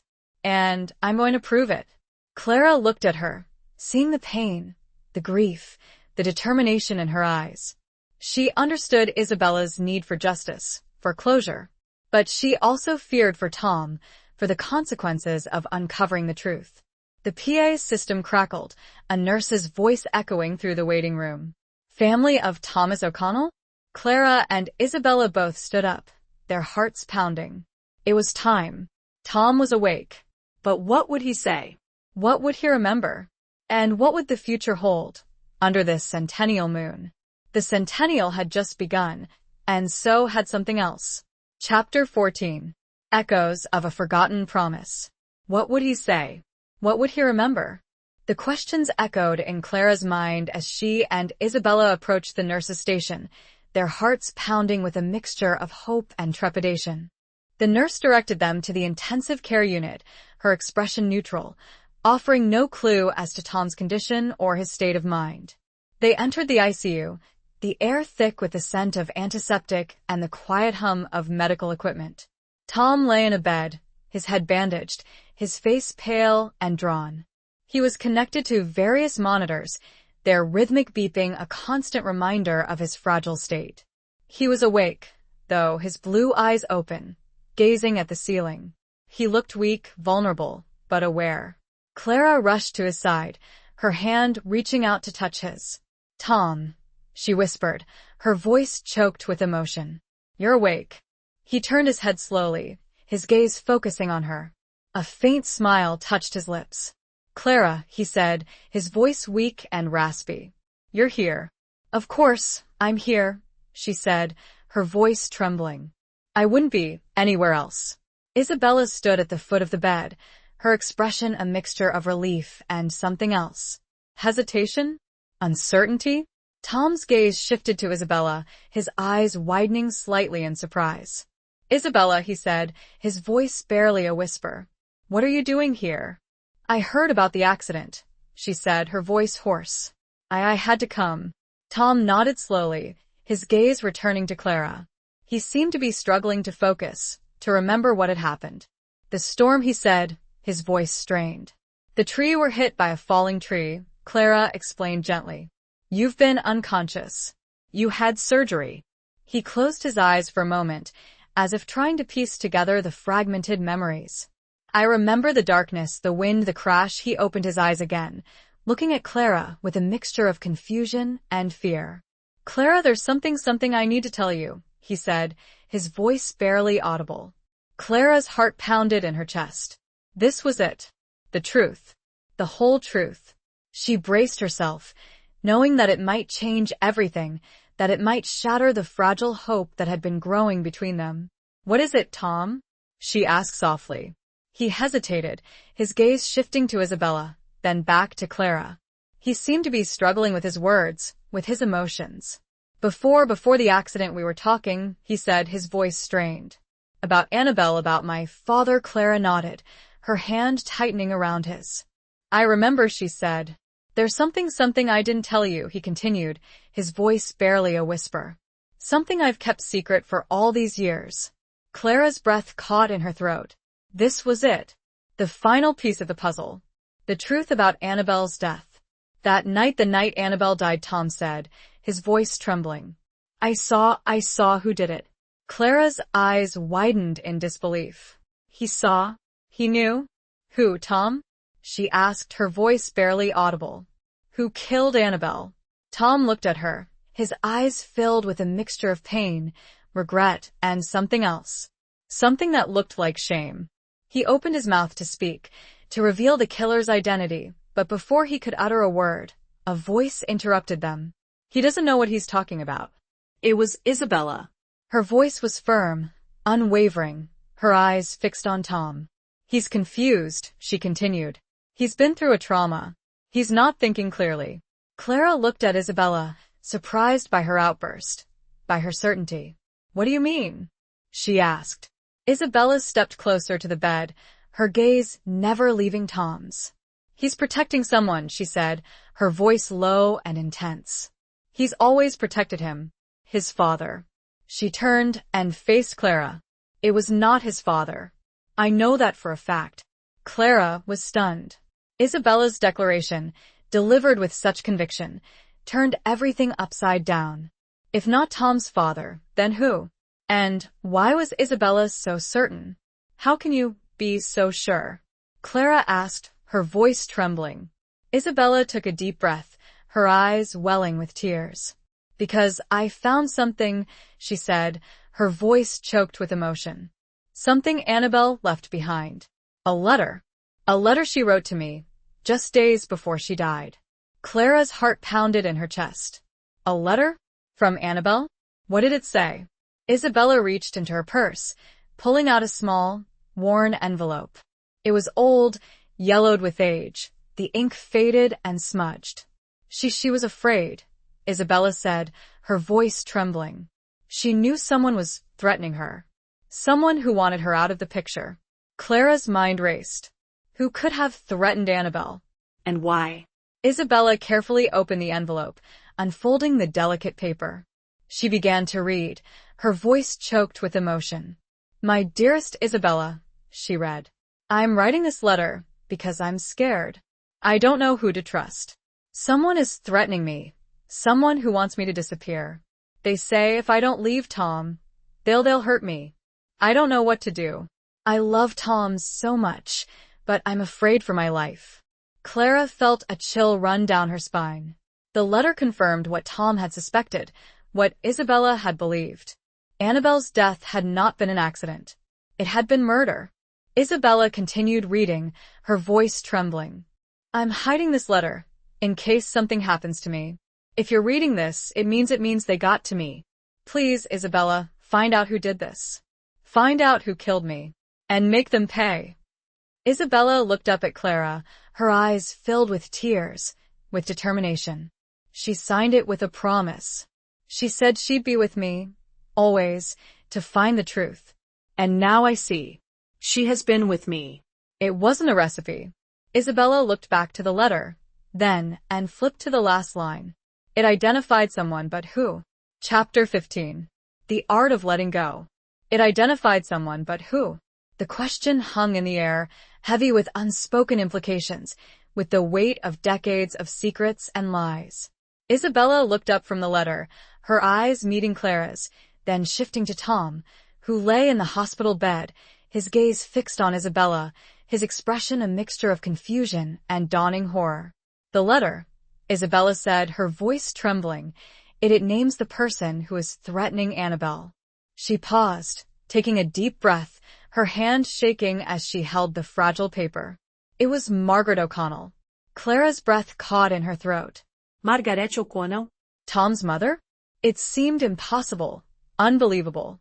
Margaret had always been portrayed as a kind, gentle woman, a devoted wife and mother. The idea that she could have been involved in Annabelle's murder was shocking. Tom's eyes widened in disbelief, his face paling even further. My mother? He whispered, his voice barely audible.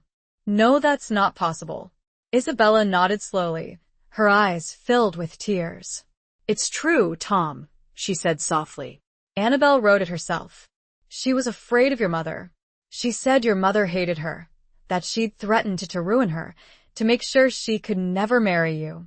Clara's mind raced, trying to make sense of it all. Margaret's motive, it seemed, was the same as Tom's father's to prevent Annabelle from marrying into the O'Connell family. But to resort to murder? It was a level of cruelty, of desperation, that Clara couldn't comprehend. Tom struggled to sit up, his face contorted with pain, with disbelief. But why? He whispered. Why would my mother do such a thing? Isabella shook her head, her tears flowing freely. I don't know, Tom, she said. Maybe she was obsessed with keeping the family pure. Maybe she was mentally unstable. I don't know. Clara reached out, taking Tom's hand, offering a silent gesture of comfort, of support. She could see the pain in his eyes, the shattering of his illusions, the betrayal by the woman he had loved and trusted. The letter, it also mentions a meeting, Isabella continued, her voice trembling. Annabelle wrote that she was going to meet with your mother, the night she died. She was going to try to reason with her, to convince her to leave her and Tom alone. Clara's heart sank. The meeting. It all made sense now. Annabelle had gone to meet Margaret, and Margaret had killed her. The police, they never suspected your mother, Clara said softly. They focused on your father, on the accident. Isabella nodded. Your mother was clever, Tom, she said. She covered her tracks well. She made it look like an accident.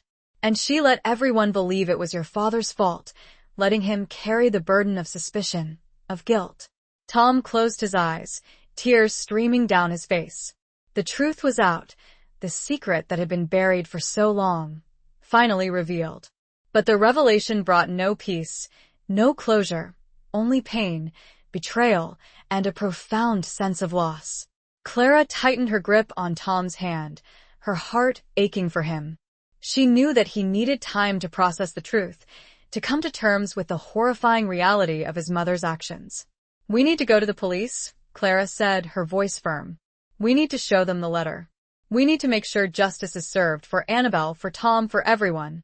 Isabella nodded in agreement. "Yes," she said. "We will." She looked to Tom and back to Clara. Together, the unlikely alliance was formed.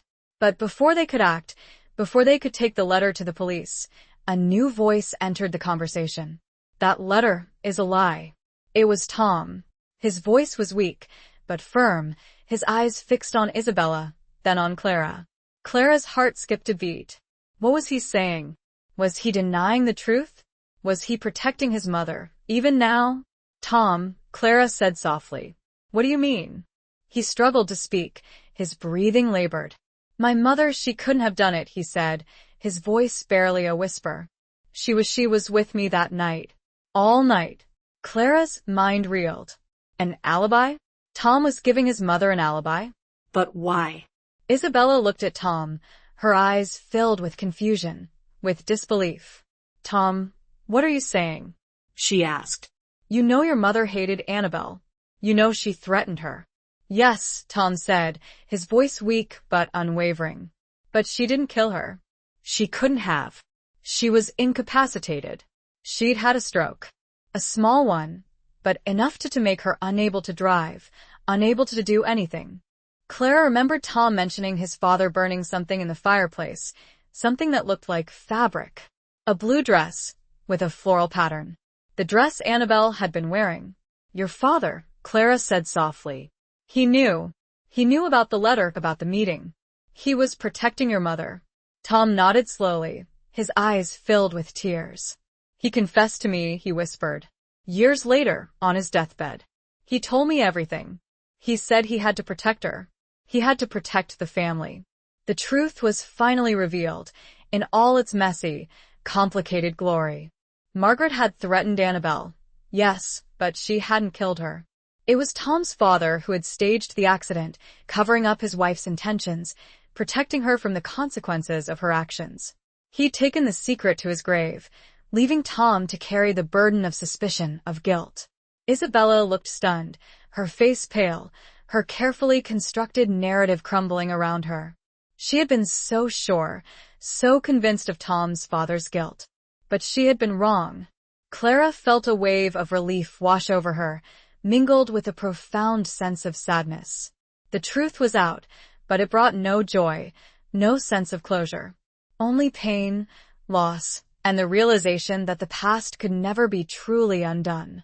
Tom looked up at Clara and whispered, his voice pleading, "You still believe me, don't you?" Clara looked from Isabella to Tom and back again. It was time for them to leave. It was time for him to rest. It was time to let go. Chapter 16. Colors of a New Dawn. It was time to let go. The words echoed in Clara's mind, a quiet mantra, a gentle reminder of the need for healing, for forgiveness, for moving forward. She looked at Tom, his eyes filled with a mixture of exhaustion and a plea for understanding, and she knew that she had to release him from the burden of the past, from the weight of his family's secrets. "I believe you, Tom," Clara said softly, her voice filled with compassion. "I always have." A flicker of relief crossed his face, a faint smile touching his lips. He closed his eyes, his body relaxing, his breathing becoming more even. Clara turned to Isabella, who stood frozen, her face pale, her eyes wide with disbelief. The truth had shattered her carefully constructed narrative, her conviction of Tom's father's guilt. She looked lost, adrift, her anchor of certainty ripped away. "Isabella," Clara said gently, "it's time to go. Tom needs to rest." Isabella didn't respond, her gaze fixed on Tom, her mind seemingly struggling to process the new reality.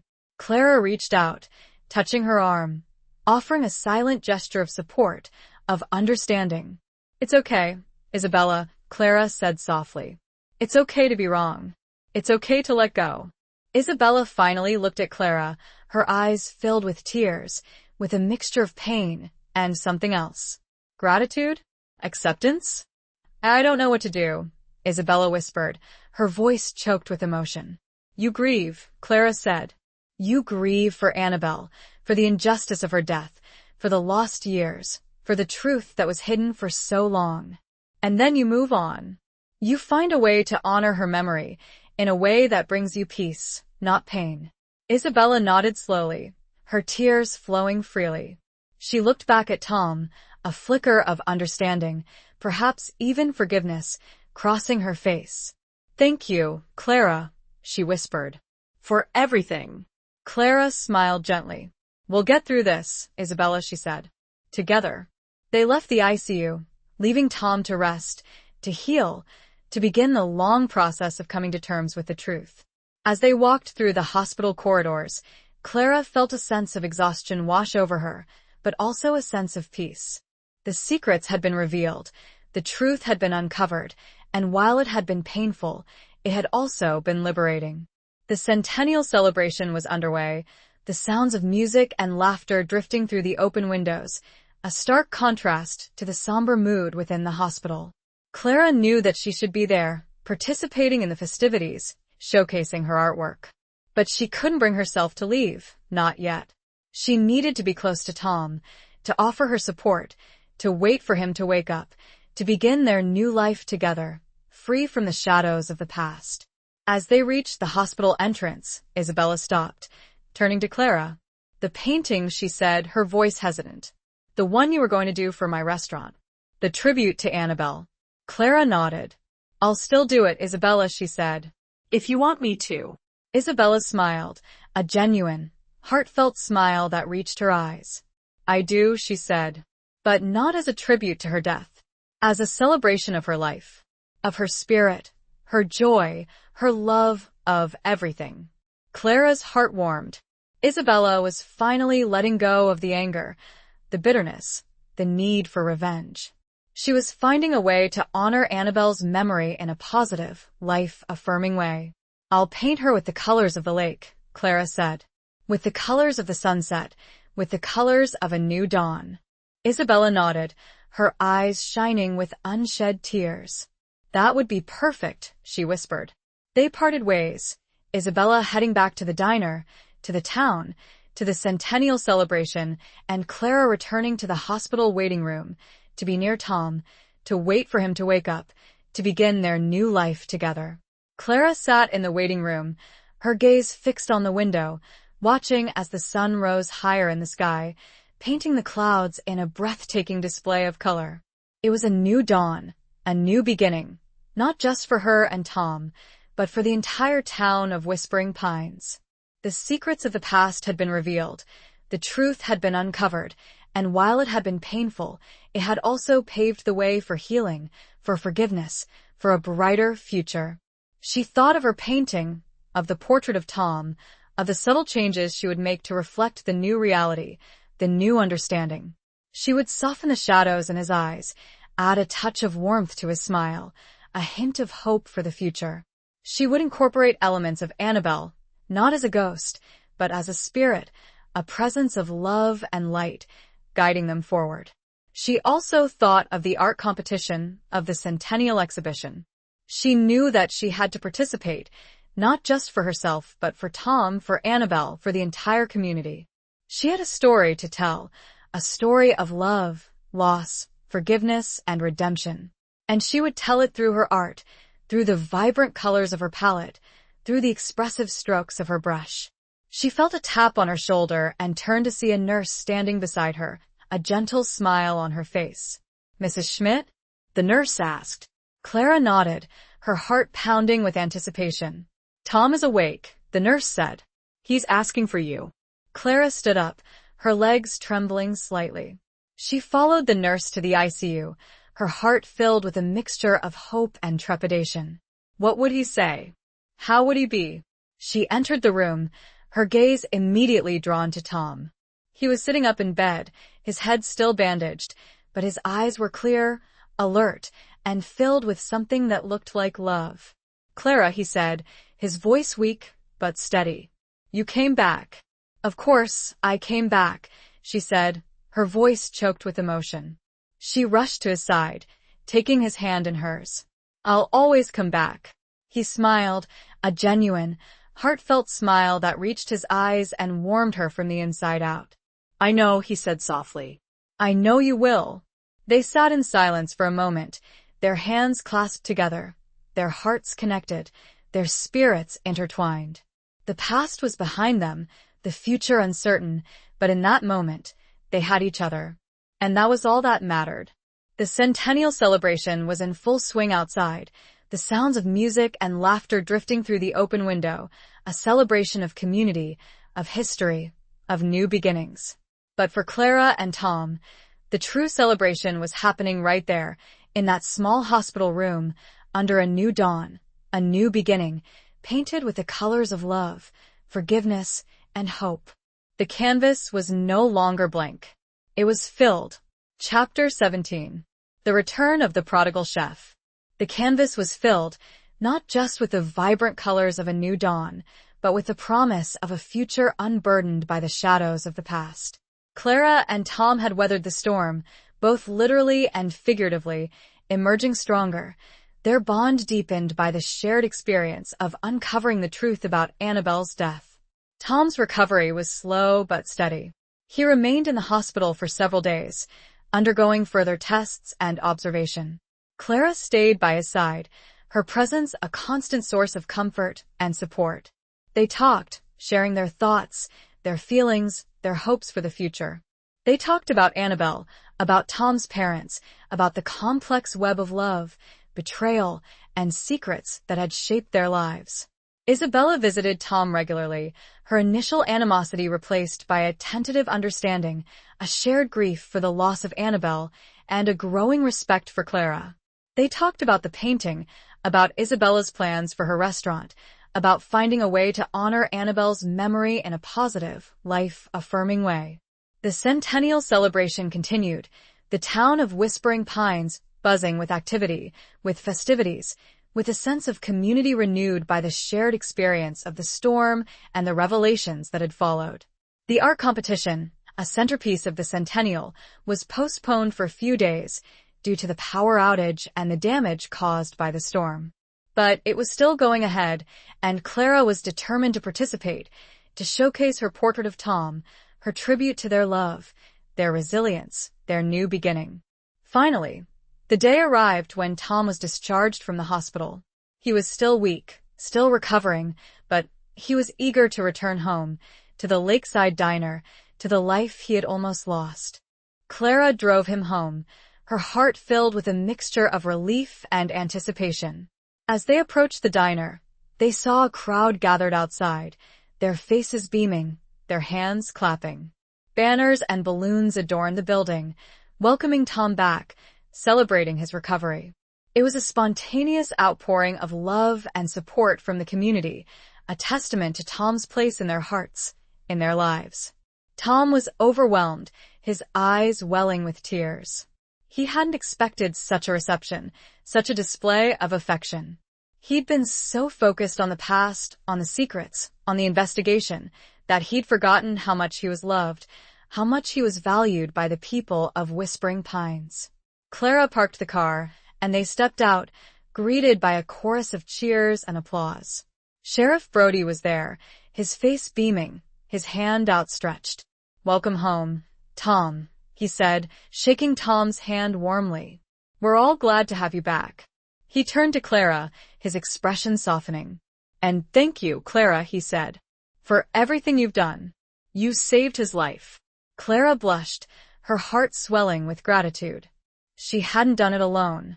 It had been a collective effort, a testament to the strength of community, to the power of love and forgiveness. The crowd parted, revealing a familiar figure standing in the doorway of the diner. It was Isabella, her red hair gleaming in the sunlight, her eyes shining with unshed tears. She held a large, covered object in her arms.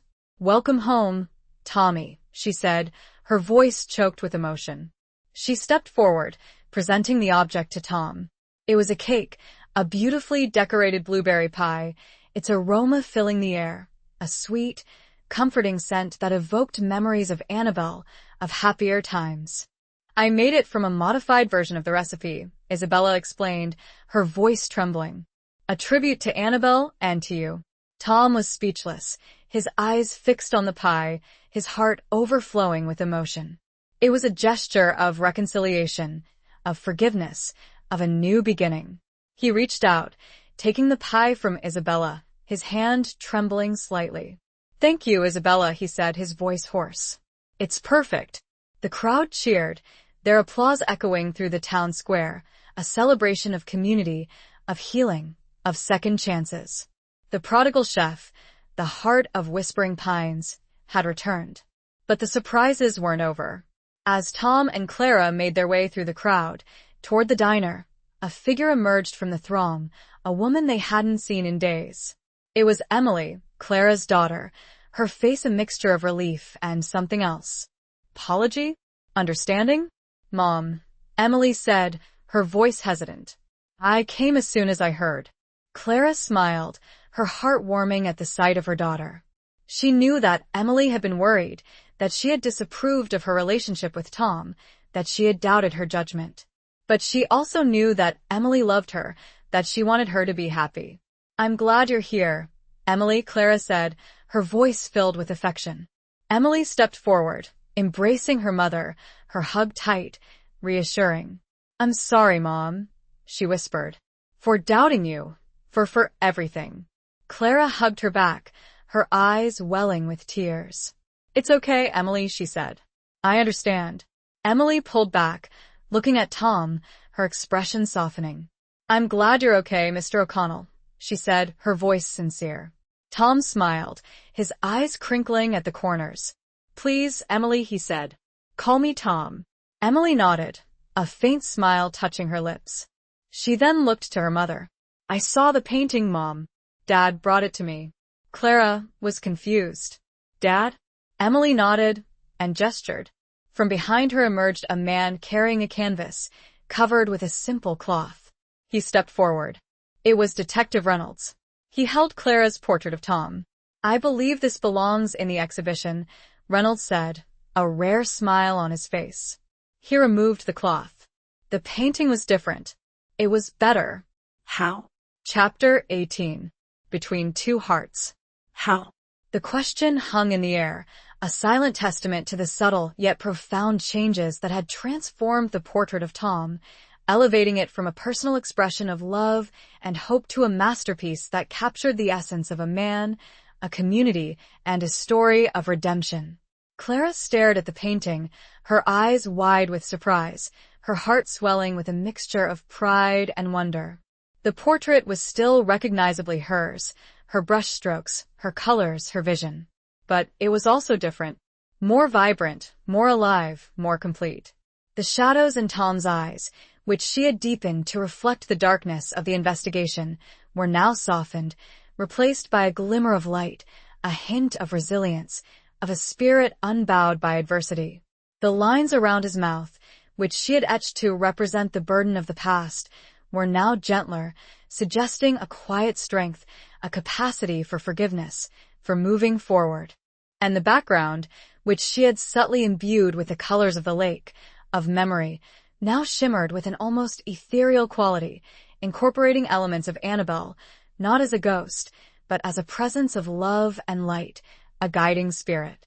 It was as if Annabelle herself had touched the canvas, adding her blessing, her approval, her love.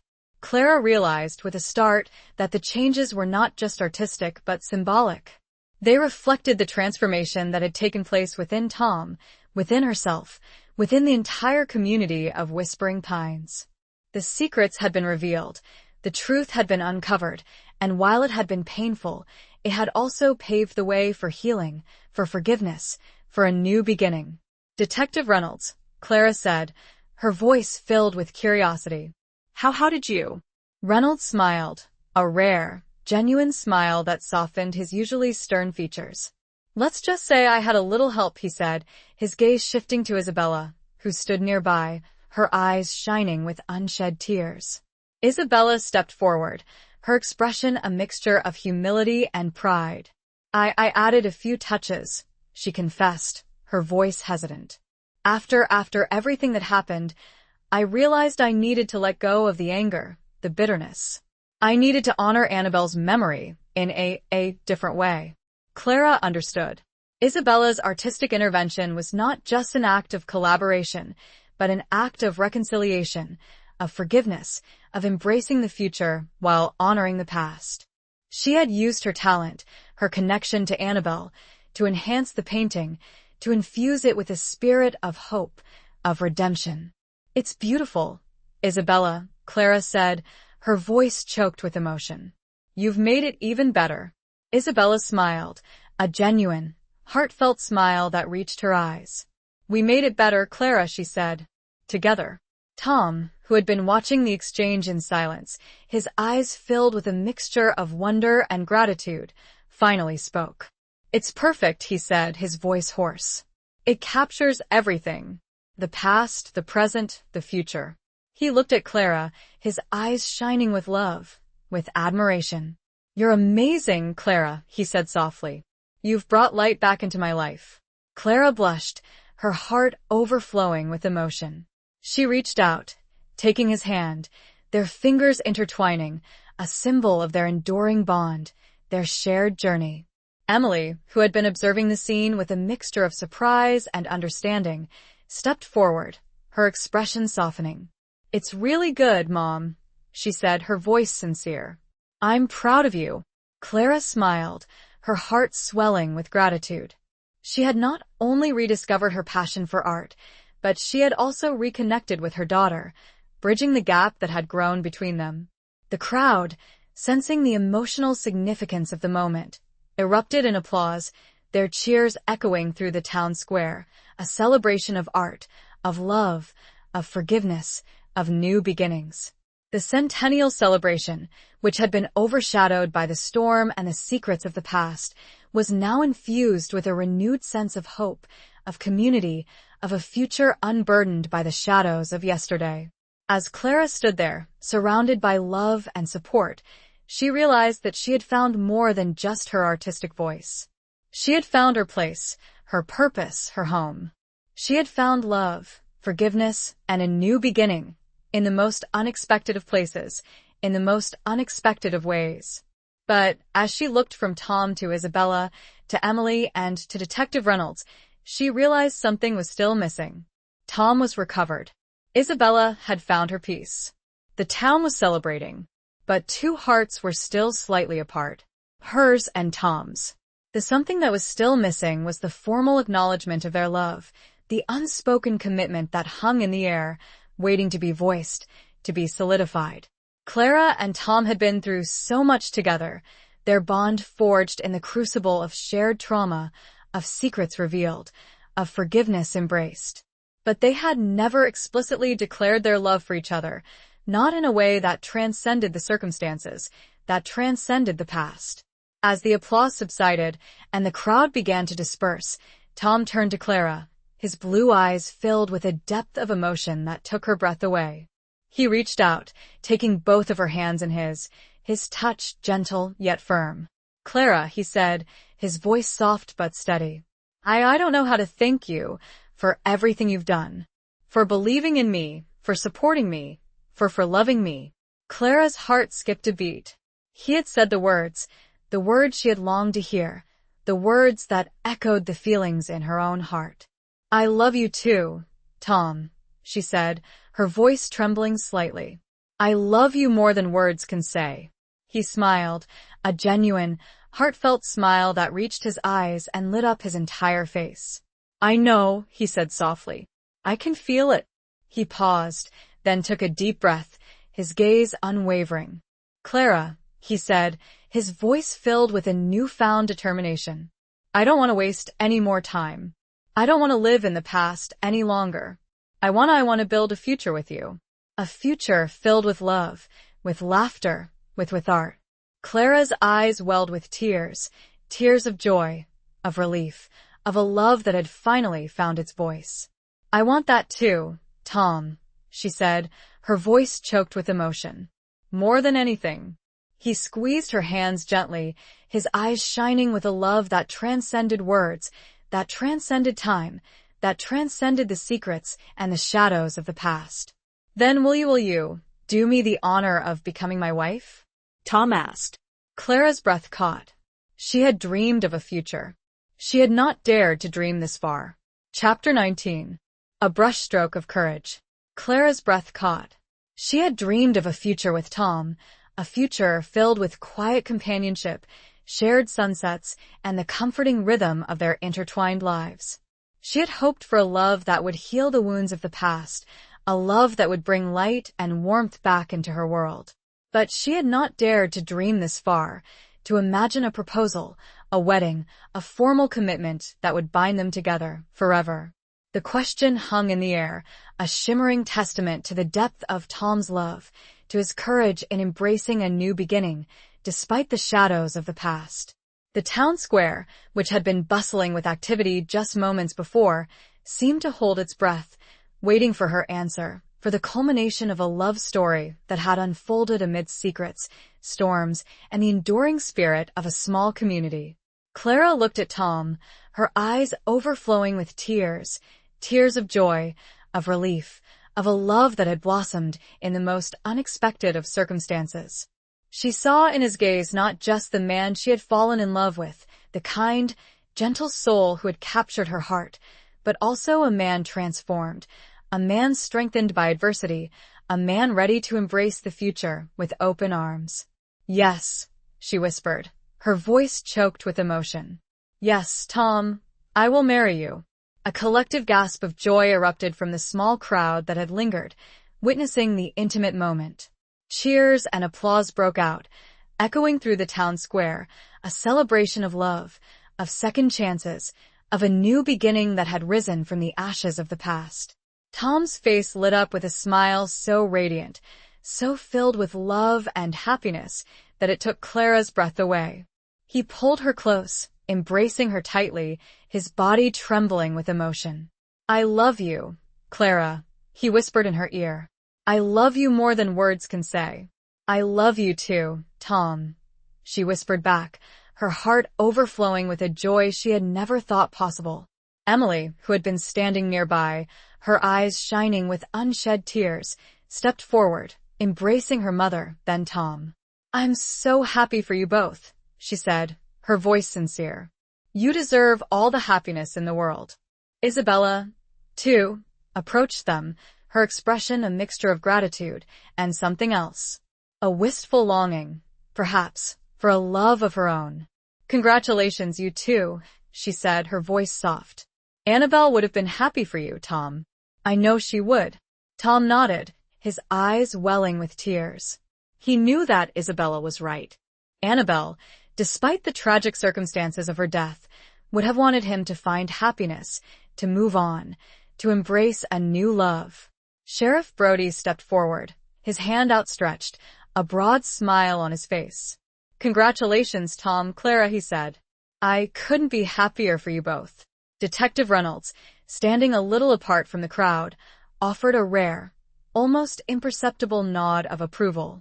He had played a role in uncovering the truth, in bringing closure to the past, and in doing so, he had inadvertently paved the way for this new beginning.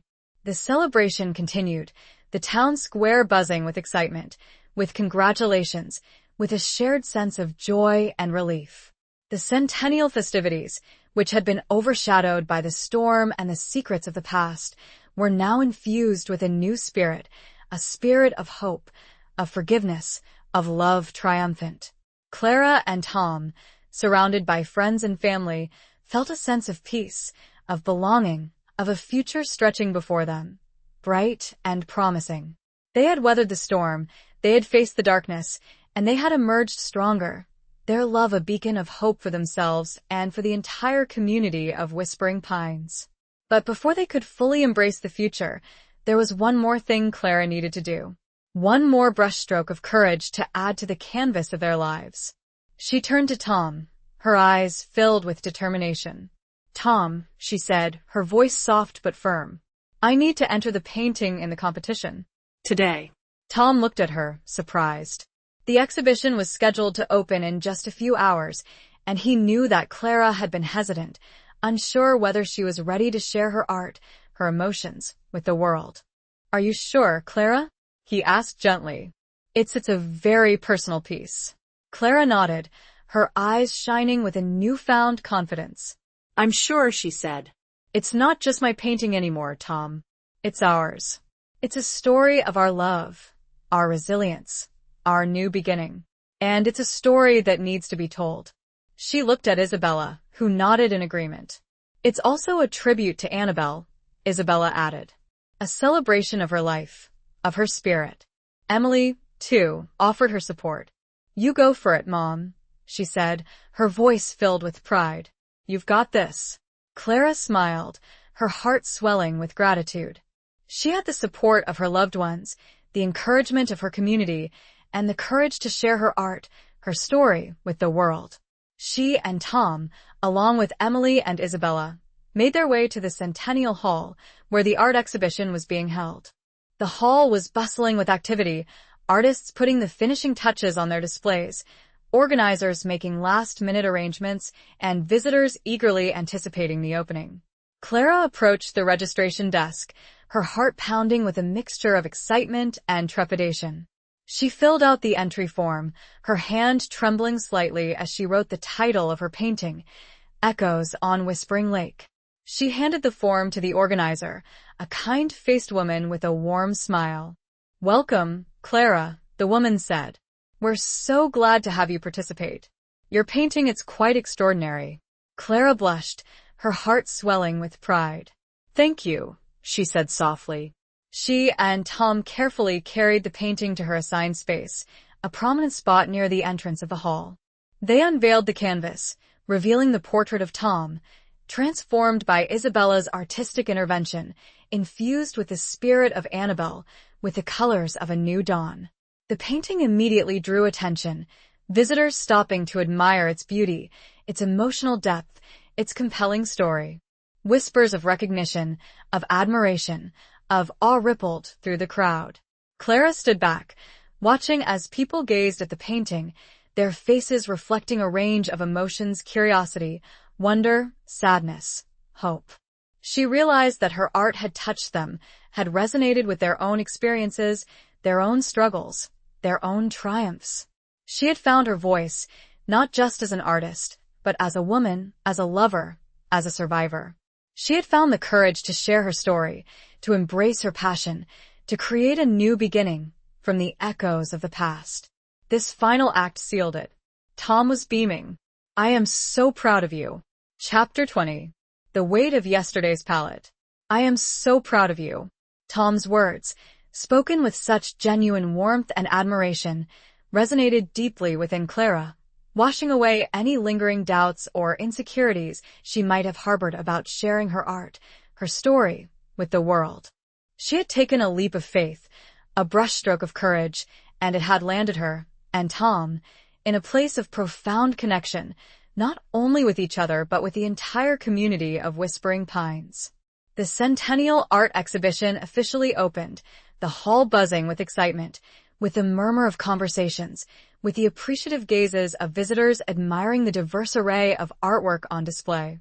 But Echoes on Whispering Lake, Clara's portrait of Tom, infused with Isabella's artistic touch and the spirit of Annabelle, held a special place, drawing a steady stream of onlookers, their faces reflecting a mixture of curiosity, wonder, and a deep emotional connection to the story it told. Clara and Tom stood beside the painting, answering questions, sharing their story, their voices filled with a mixture of pride, gratitude, and a quiet joy that radiated from their very beings. They spoke of the past, of the secrets that had been uncovered, of the pain and forgiveness that had paved the way for their new beginning. They spoke of Annabelle, of her spirit, her legacy, and of the way her presence had touched their lives, even in death. Emily stood nearby, her eyes shining with pride, her initial skepticism and concern replaced by a deep admiration for her mother's courage, her resilience, her artistic talent. She had witnessed her mother's transformation, her journey from a woman burdened by the past, by self-doubt, to a woman embracing her passion, her love, her future with open arms. Isabella, too, was present, her initial animosity towards Clara replaced by a genuine respect, a shared understanding, and a budding friendship forged in the crucible of shared grief and the pursuit of truth. She had found a way to honor Annabelle's memory, not through revenge or bitterness, but through art, through collaboration, through forgiveness. Sheriff Brody and Detective Reynolds also stopped by, offering their congratulations, their admiration for the painting, and their gratitude for Clara and Tom's cooperation in uncovering the truth about Annabelle's death. They had closed the case, officially ruling it a homicide, with Margaret O'Connell identified as the perpetrator, her actions motivated by a desperate desire to prevent Annabelle from marrying into the family. Justice, though delayed, had finally been served. As the day wore on, and the crowds began to thin, Clara felt a sense of exhaustion wash over her, but it was a good kind of exhaustion, a feeling of fulfillment, of accomplishment, of having shared her heart and soul with the world. She had faced her fears, she had embraced her passion, and she had found a love that transcended the shadows of the past. But as she looked at the painting, at the portrait of Tom, at the subtle nuances that captured his essence, his spirit, she realized that there was still one more layer to the story, one more weight to be lifted from her shoulders, from her palette.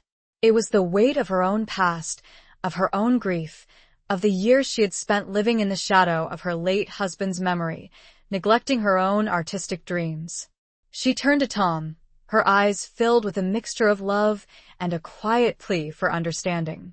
"Tom," she said softly, "There's something I need to tell you. Something about my past." Tom looked at her, his blue eyes filled with concern, with a willingness to listen, to support her, no matter what she had to say. "What is it, Clara?" he asked gently. Clara took a deep breath, gathering her courage. "After my husband died," she began, her voice trembling slightly, I stopped painting. I packed away my brushes, my canvases, my dreams. I told myself I wasn't good enough, that I'd lost my touch, that it was too late to start again. She paused, her gaze drifting to the painting, to the vibrant colors that represented her rekindled passion, her new beginning. "But it wasn't just about the painting, Tom," she continued, her voice barely a whisper. "It was about letting go of the past, of the grief, of the fear of living again, of loving again." Tom reached out, taking her hand, his touch gentle and reassuring. "I understand, Clara," he said softly. "It's hard to let go of the past. It's hard to move on. But you helped me, Tom," Clara said, her eyes meeting his. "You showed me that it's possible, that it's okay to embrace the future, to find joy again, to love again." She smiled, a genuine, heartfelt smile that reached her eyes and lit up her entire face. "And these," she said, gesturing to the paintbrushes she'd retrieved from her grandmother's trunk, "they reminded me of who I am, of what I'm capable of. They reminded me that my dreams are still alive, that it's never too late to start again." Tom squeezed her hand gently, his eyes shining with love, with admiration. "You are an amazing woman, Clara," he said, "and an incredibly talented artist." "Thank you, Tom," she said, her voice choked with emotion. "For everything." They stood there for a moment, their hands clasped together, their hearts connected, their spirits intertwined. The weight of yesterday's palette had been lifted, replaced by the lightness of a new dawn, a new beginning, a future filled with love, with art, with the promise of a life lived fully, authentically, without regret. The exhibition was coming to a close, the visitors departing, the hall quieting down. Clara and Tom, along with Emily and Isabella, began to gather their belongings, preparing to leave. As they were about to walk out, the organizer of the exhibition approached them, a broad smile on her face. "Clara," she said, her voice filled with excitement, "I have some wonderful news. You're painting its won first prize." Clara's eyes widened in disbelief. She had entered the competition, not for the recognition, not for the accolades, but to share her story, to express her love, to celebrate her new beginning. Winning was an unexpected, but deeply gratifying, validation of her art, of her journey, of her courage. "Oh my goodness," Clara gasped. "I don't know what to say." Tom put his arm around her, hugging her tightly. "Say thank you," he whispered in her ear. "And be proud of yourself. You deserve it." Clara smiled, her heart overflowing with joy, with gratitude.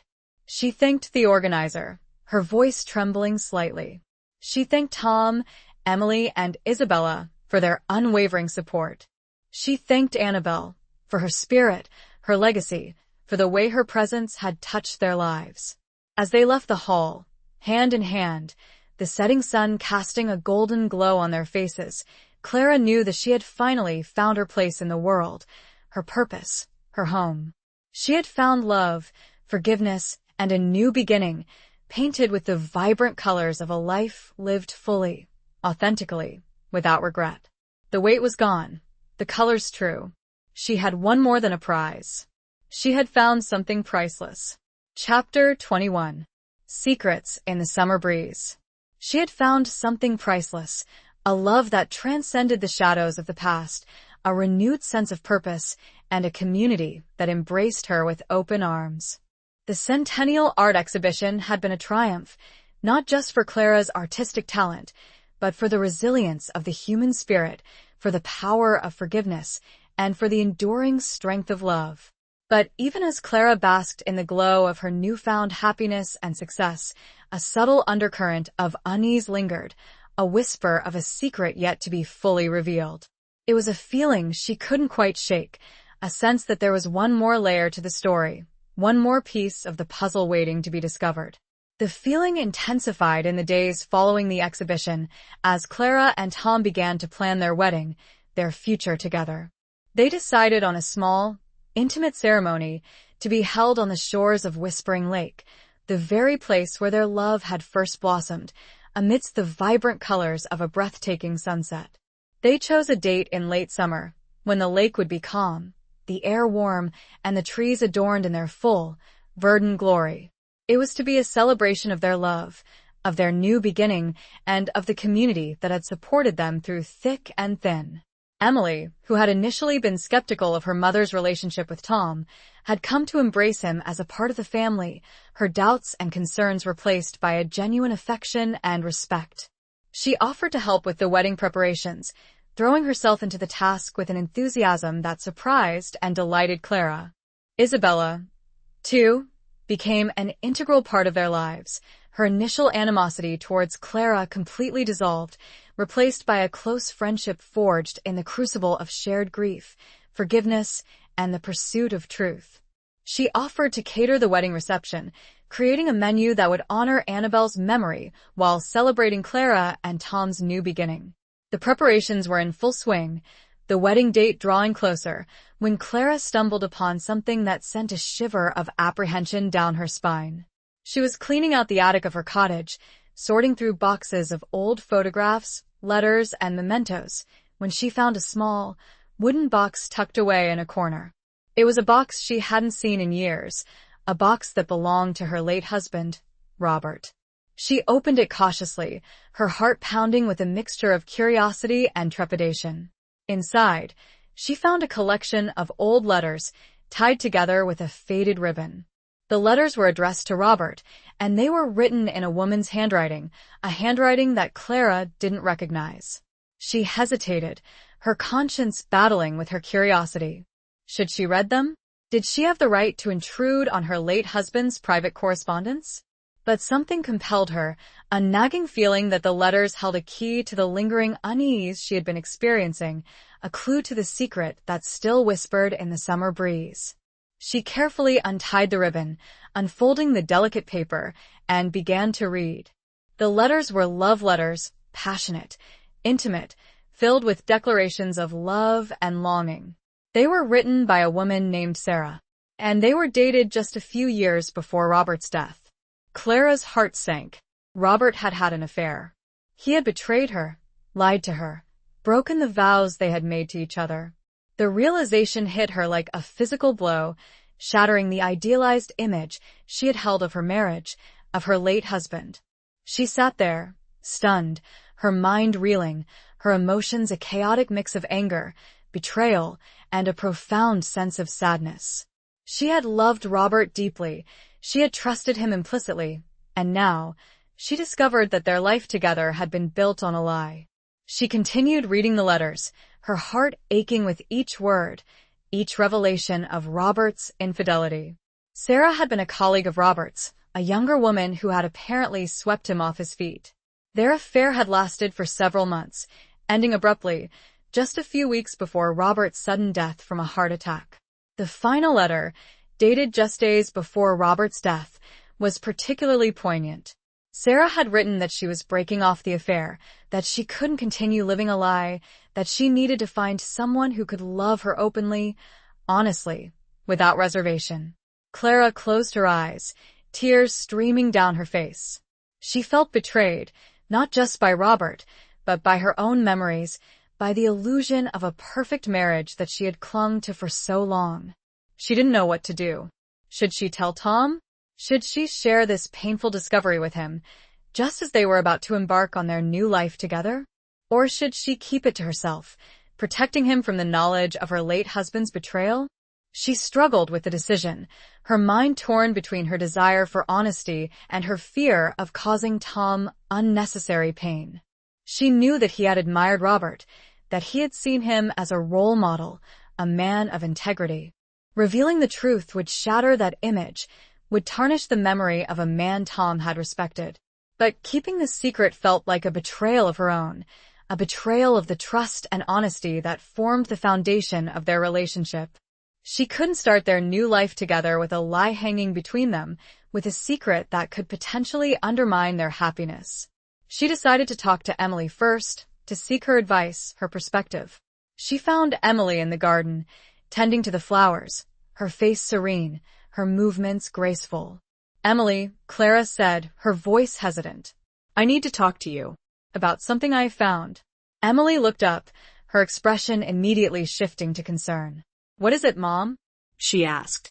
Clara told her about the letters, about Robert's affair, about the pain and betrayal she was feeling. Emily listened patiently, her eyes filled with empathy, with understanding. "Oh, Mom," she said softly. "I'm so sorry. That's awful. I don't know what to do." "Emily," Clara said, her voice trembling. "Should I tell Tom? Should I keep it to myself?" Emily thought for a moment, her brow furrowed in concentration. I think you should tell him, Mom," she said finally. "He deserves to know the truth. And you deserve to be honest with him, with yourself." Clara nodded, her heart heavy but resolute. Emily was right. She had to tell Tom. She had to face the truth, however painful, and trust that their love was strong enough to withstand it. She had to tell him. But when? Chapter 22. A Dance with Destiny. But when? The question plagued Clara, a persistent whisper that echoed in her mind, overshadowing the joy and excitement of the impending wedding. She knew she had to tell Tom about Robert's affair, about the letters she had found, but she couldn't find the right moment, the right words, the right way to broach such a sensitive and potentially devastating topic. She considered telling him immediately, getting it over with, clearing the air before they exchanged their vows. But she feared ruining the celebratory atmosphere, casting a shadow over their special day. She imagined his reaction, the pain, the confusion, the possible anger, and she hesitated, her courage faltering. She considered waiting until after the wedding, until they were settled into their new life together, until they had established a stronger foundation of trust and intimacy. But she worried that delaying the truth would only make it harder, that the secret would fester between them, creating a distance, a barrier to their complete happiness. She considered not telling him at all, keeping the secret to herself, protecting him from the knowledge of Robert's betrayal. But she knew that would be a lie, a betrayal of her own, and she couldn't build their future on a foundation of deceit. She struggled with the decision, her mind torn between her desire for honesty and her fear of causing Tom pain. She found herself withdrawing from him slightly, her usual warmth and affection replaced by a subtle distance, a preoccupation that he couldn't help but notice. Tom, sensitive to her moods, her emotions, sensed that something was wrong. He tried to talk to her, to ask her what was troubling her, but she brushed him off, offering vague excuses, claiming that she was just stressed about the wedding preparations. He didn't press her, respecting her need for space, but his concern grew, his eyes filled with a mixture of worry and a hint of hurt. He knew that Clara was keeping something from him, and the uncertainty was gnawing at him, creating a subtle tension between them.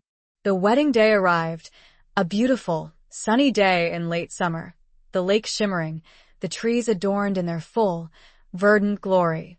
The ceremony was to be held on the shores of Whispering Lake, the very place where their love had first blossomed, a setting that held a special significance for both of them. Clara, dressed in a simple but elegant ivory gown, her silver hair adorned with a garland of wildflowers, looked radiant, beautiful, but there was a shadow in her eyes, a hint of sadness that belied her outward joy. She was about to marry the man she loved, the man who had brought light and happiness back into her life, but she couldn't fully embrace the moment, not until she had shared the truth with him, not until she had unburdened herself of the secret that weighed heavily on her heart. As she stood at the makeshift altar, waiting for Tom to appear, she saw him approaching, his blue eyes shining with love, his smile radiating warmth and happiness.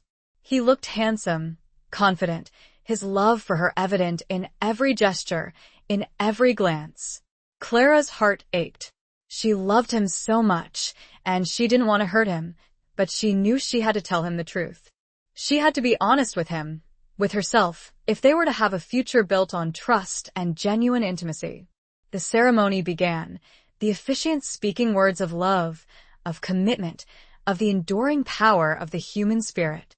Clara and Tom exchanged their vows, their voices trembling slightly with emotion, their eyes locked in a gaze that transcended words, that transcended time. They exchanged rings, symbols of their eternal love, of their commitment to each other, of their new beginning. The officiant pronounced them husband and wife, and the small crowd erupted in cheers and applause. Tom leaned in, kissing Clara tenderly, his lips soft and warm, his love for her palpable. But even in that moment of joy, of celebration, Clara felt a pang of guilt, of regret, knowing that she still hadn't told him the truth. The reception was held at the lakeside diner, Isabella having transformed the space into a charming and intimate setting, adorned with wildflowers, candles, and the aroma of delicious food. The atmosphere was festive, joyful, filled with the laughter and chatter of friends and family celebrating the happy couple. But Clara couldn't fully relax, couldn't fully embrace the joy of the occasion. The secret weighed heavily on her, casting a shadow over her happiness. She found herself withdrawing from Tom again, her smile forced, her conversation stilted. Tom noticed his concern growing. He pulled her aside, his eyes searching hers. "Clara," he said softly. "What's wrong? You seem distant." Clara hesitated, her heart pounding. This was it. She had to tell him. "Now." "Tom," she began, her voice trembling. "There's something I need to tell you. Something about Robert." Tom's expression immediately shifted to concern, his eyes darkening with apprehension. "What is it, Clara?" he asked gently. "What about Robert?" Clara took a deep breath, gathering her courage. She told him about the letters, about Robert's affair, about the pain and betrayal she was feeling. She told him everything, her voice choked with emotion, tears streaming down her face. Tom listened in silence, his face paling, his eyes reflecting a mixture of shock, disbelief, and a profound sadness. He didn't interrupt her, didn't try to defend Robert, didn't try to minimize her pain. He just listened, his presence a silent support, a testament to his love and understanding. When she was finished, he reached out, taking her hands in his touch gentle and reassuring. "Clara," he said softly. I don't know what to say. I'm so sorry. I can only imagine how painful this must be for you." He paused, his gaze unwavering. "But it doesn't change anything, Clara," he continued, his voice firm. "It doesn't change my love for you. It doesn't change our future together." Clara's heart swelled with relief, with gratitude. He understood. He didn't judge her, he didn't blame her, and most importantly, he still loved her. "Thank you, Tom," she whispered, her voice choked with emotion. Thank you for understanding. He pulled her close, embracing her tightly, his body trembling slightly. We'll get through this, Clara, he said. Together. We'll face the past, and we'll build a future based on honesty, on trust, on a love that can withstand anything. As they stood there, embraced in each other's arms, the music swelled, a slow, romantic melody that invited them to dance. It was their song, the song that had played on the radio the night they had first met, the night their love had first sparked. Tom looked at Clara, his eyes shining with love, with a renewed sense of hope. May I have this dance, Mrs. O'Connell? He asked, a faint smile touching his lips. Clara smiled back, her heart overflowing with joy. You may, Mr. O'Connell, she replied, her voice filled with love. They stepped onto the dance floor, their bodies moving in perfect harmony, their hearts beating as one. They danced, not just with each other, but with their destiny, with a future that was finally, truly, theirs. The secrets were gone. Only truth remained. Chapter 23. The Flavor of Forgiveness. Only truth remained. The secrets, the lies, the betrayals of the past had been brought to light, exposed to the healing power of honesty and forgiveness. Clara and Tom had weathered the storm, their love emerging stronger, their bond deepened by the shared experience of facing their demons and embracing a future free from the shadows of yesterday. The wedding reception continued, the lakeside diner buzzing with laughter, conversation, and the joyous celebration of the newly married couple. But for Clara and Tom, the world seemed to fade away as they danced, lost in each other's arms, their hearts connected, their spirits intertwined. They had found a love that transcended time, that transcended pain, that transcended the imperfections of the human heart. As the song ended, they remained on the dance floor, their gazes locked, their hands clasped together. They were surrounded by friends and family, but in that moment, they were alone, together, in a world of their own making. I love you, Clara, Tom said softly, his voice filled with emotion. More than words can say. I love you too, Tom, Clara replied, her voice equally soft, equally filled with love. More than anything. They kissed, a tender, passionate kiss that sealed their commitment, their love, their new beginning. The crowd erupted in applause, their cheers and well wishes a testament to the enduring power of love, of forgiveness, of second chances. As they broke apart, smiling, their eyes shining with happiness, Isabella approached them, a large platter in her hands. It was a dessert sampler, a selection of miniature pastries, each one a culinary masterpiece, a testament to her talent, her passion, and her newfound spirit of collaboration and forgiveness. I made these for you, Isabella said, her voice hesitant, her eyes searching theirs. A taste of the future. Clara and Tom looked at the platter, their eyes widening in appreciation. There were miniature blueberry pies, of course, a tribute to Annabelle, to the recipe that had once been a source of contention, but was now a symbol of reconciliation and healing.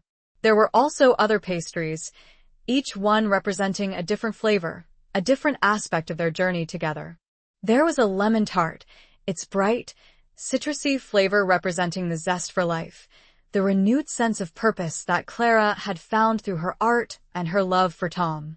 There was a chocolate cake, rich and decadent, representing the depth of their emotions, the passion that had ignited between them. And there was a spice cake, warm and comforting, representing the enduring strength of their bond, the resilience of their love. They're beautiful, Isabella, Clara said, her voice choked with emotion. Thank you.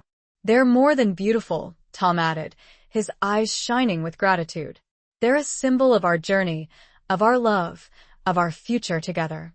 Isabella smiled, a genuine, heartfelt smile that reached her eyes and lit up her entire face. Eat them, she said. Enjoy them, and savor the flavor of forgiveness. Clara and Tom each took a miniature blueberry pie, their eyes meeting, their hands brushing.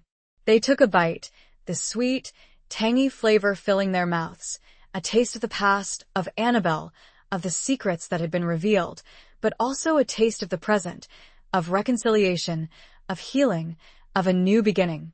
They then sampled the other pastries, each one a delicious reminder of their journey, of the challenges they had overcome, of the love that had blossomed amidst adversity. The lemon tart, with its bright, refreshing flavor, invigorated them, filling them with a renewed sense of hope and optimism. The chocolate cake, with its rich, intense flavor, reminded them of the depth of their emotions, of the passion that burned within them. And the spice cake, with its warm, comforting flavor, enveloped them in a sense of security, of belonging, of a love that would endure the test of time. As they ate, surrounded by friends and family, the lakeside diner filled with laughter, conversation, and the aroma of delicious food, Clara and Tom felt a sense of peace, of contentment, of a future stretching before them, bright and promising. They had found their way to each other, through the darkness, through the secrets, through the pain of the past. And they had emerged stronger, their love a beacon of hope, not just for themselves, but for the entire community of Whispering Pines. The flavor of forgiveness lingered on their tongues, a sweet, satisfying taste that cleansed their palates, their hearts, their souls. It was a flavor that would stay with them, always, a reminder of the journey they had taken, of the love they had found, of the new beginning they had created, together. The food tasted wonderful, but it was the company that made it truly delicious. The party went long into the night. As it began to wind down, Emily approached her mother and new stepfather. "I'm so happy for you both," she said. "It was a beautiful wedding." Clara hugged her daughter. "Thank you, sweetie. I am so glad you were here." Tom added his thanks as well. He knew how much it meant to Clara to have Emily's blessing. As Emily prepared to leave, she turned back to her mother. "Mom," she said hesitantly, I know I wasn't always supportive of your relationship with Tom. I was worried about you. I didn't want you to get hurt." Clara smiled gently. "I know, Emily," she said, "and I appreciate your concern. But Tom, he's a good man. He makes me happy." Emily nodded. "I see that now," she said. "And I'm glad. You deserve to be happy, Mom. You both do." She hugged her mother again, then Tom, and with a final wave, she departed, leaving Clara and Tom alone, together, at the end of their wedding day. They stood on the porch of the lakeside diner, the moon reflecting on the calm waters of the lake, the stars twinkling in the clear night sky. It was a perfect ending to a perfect day, a day that had celebrated not just their love, but the enduring power of forgiveness, of second chances, of new beginnings. "Well, Mrs. O'Connell," Tom said, his voice filled with love and a hint of mischief. "What shall we do now?" Clara smiled, her eyes shining with happiness. "I think, Mr. O'Connell," she replied, "it's time to go home." They walked hand in hand, towards their future, their hearts filled with love, their spirits soaring with hope. The flavor of forgiveness lingered, a sweet promise of a life lived fully, authentically, and together. They finally had their peace. What was next? Chapter 24. A Symphony of Souls. What was next? The question hung in the air, not as an uncertainty, but as an invitation, a gentle nudge towards a future brimming with possibilities, with the promise of shared adventures, quiet moments, and the continued unfolding of a love story that had defied the odds, transcended the shadows of the past, and blossomed into something beautiful and enduring. Clara and Tom walked hand in hand towards their cottage, the moonlight illuminating their path, the gentle lapping of the waves against the shore providing a soothing soundtrack to their contented silence. They had decided to make Clara's cottage their home, its cozy charm and lakeside setting offering a sanctuary, a place where they could build their new life together, surrounded by memories and the promise of new ones to come. As they reached the cottage, Tom paused, turning to Clara, his blue eyes filled with a depth of emotion that took her breath away. "Clara," he said softly, "I know we've been through a lot. We've faced secrets, betrayals, and the pain of the past. But we've also found something extraordinary. We've found a love that's stronger than any obstacle, a love that's healed our wounds, a love that's given us a new beginning. Clara nodded, her heart overflowing with love and gratitude. I know, Tom, she whispered. I feel it too. He reached out, cupping her face in his hands, his touch gentle and tender. And I want to spend the rest of my life making you happy, he continued, his voice filled with emotion. I want to wake up every morning with you beside me, to share our days, our dreams, our lives. I want to grow old with you, Clara. I want to create a symphony of souls, a life filled with love, with laughter, with art, with everything. Clara's eyes welled with tears, tears of joy, of relief, of a love that had finally found its expression, its fulfillment. Oh, Tom, she whispered, her voice choked with emotion. That's exactly what I want too. He leaned in, kissing her softly, tenderly, his lips sealing their commitment, their love, their future together. It was a kiss that spoke volumes, a kiss that transcended words, a kiss that promised a lifetime of shared moments, of quiet intimacy, of a love that would continue to grow and deepen with each passing day. They entered the cottage, hand in hand, the familiar scent of pine and lake water welcoming them home. The cottage was filled with a soft glow of candlelight, creating a warm, inviting atmosphere. Emily and Isabella, anticipating their arrival, had left a small fire burning in the fireplace, casting dancing shadows on the walls. On the table, they found a note, along with a bottle of champagne and 2 glasses. The note was from Emily and Isabella, congratulating them on their wedding, wishing them a lifetime of happiness together. Clara and Tom smiled, their hearts touched by the thoughtfulness of their friends and family. They had been surrounded by love and support throughout their journey, and they knew that they would continue to be surrounded by it in the years to come. Tom opened the champagne, the cork popping with a festive sound, the bubbly liquid fizzing in the glasses. They raised their glasses, toasting to their love, to their new beginning, to their future together. To us, Tom said, his voice filled with emotion. To us, Clara echoed, her eyes shining with happiness. They drank, the champagne tingling on their tongues, a symbol of celebration, of joy, of a life filled with promise. They sat by the fire, their bodies close, their hands intertwined, sharing stories, laughter, and quiet moments of reflection. They talked about their plans for the future, about traveling, about spending time with family and friends, about continuing to pursue their passions, both individually and together. Clara would continue to paint, her art inspired by her love for Tom, by the beauty of the lake, by the stories of the people around her. Tom would continue to run the lakeside diner, his culinary creations bringing joy and comfort to the community he loved. They also talked about Annabelle, about the legacy she had left behind, about the way her spirit had touched their lives, even in death. They agreed to honor her memory, not with sadness or regret, but with gratitude and a commitment to living their lives fully, authentically, with love and forgiveness. As the fire died down and the moon climbed higher in the sky, Clara and Tom found themselves drawn to the studio, to the place where their love story had truly begun, amidst the colors of a sunset and the whispers of forgotten dreams. The portrait of Tom, Echoes on Whispering Lake, stood on an easel, illuminated by the soft glow of a single lamp. It was a masterpiece, a testament to their love, their resilience, their new beginning. Clara picked up a brush, dipping it into a pot of vibrant blue paint, the color of the lake, the color of memory, the color of hope. She added a few subtle strokes to the painting, enhancing the shimmer in Tom's eyes, softening the lines around his mouth, infusing the background with an even greater sense of light and life. Tom watched her, his eyes filled with admiration, with love. He knew that she wasn't just painting a picture, she was painting their future, a future filled with love, with laughter, with art, with everything. It's perfect, Clara, he said softly. Clara smiled, her heart overflowing with happiness.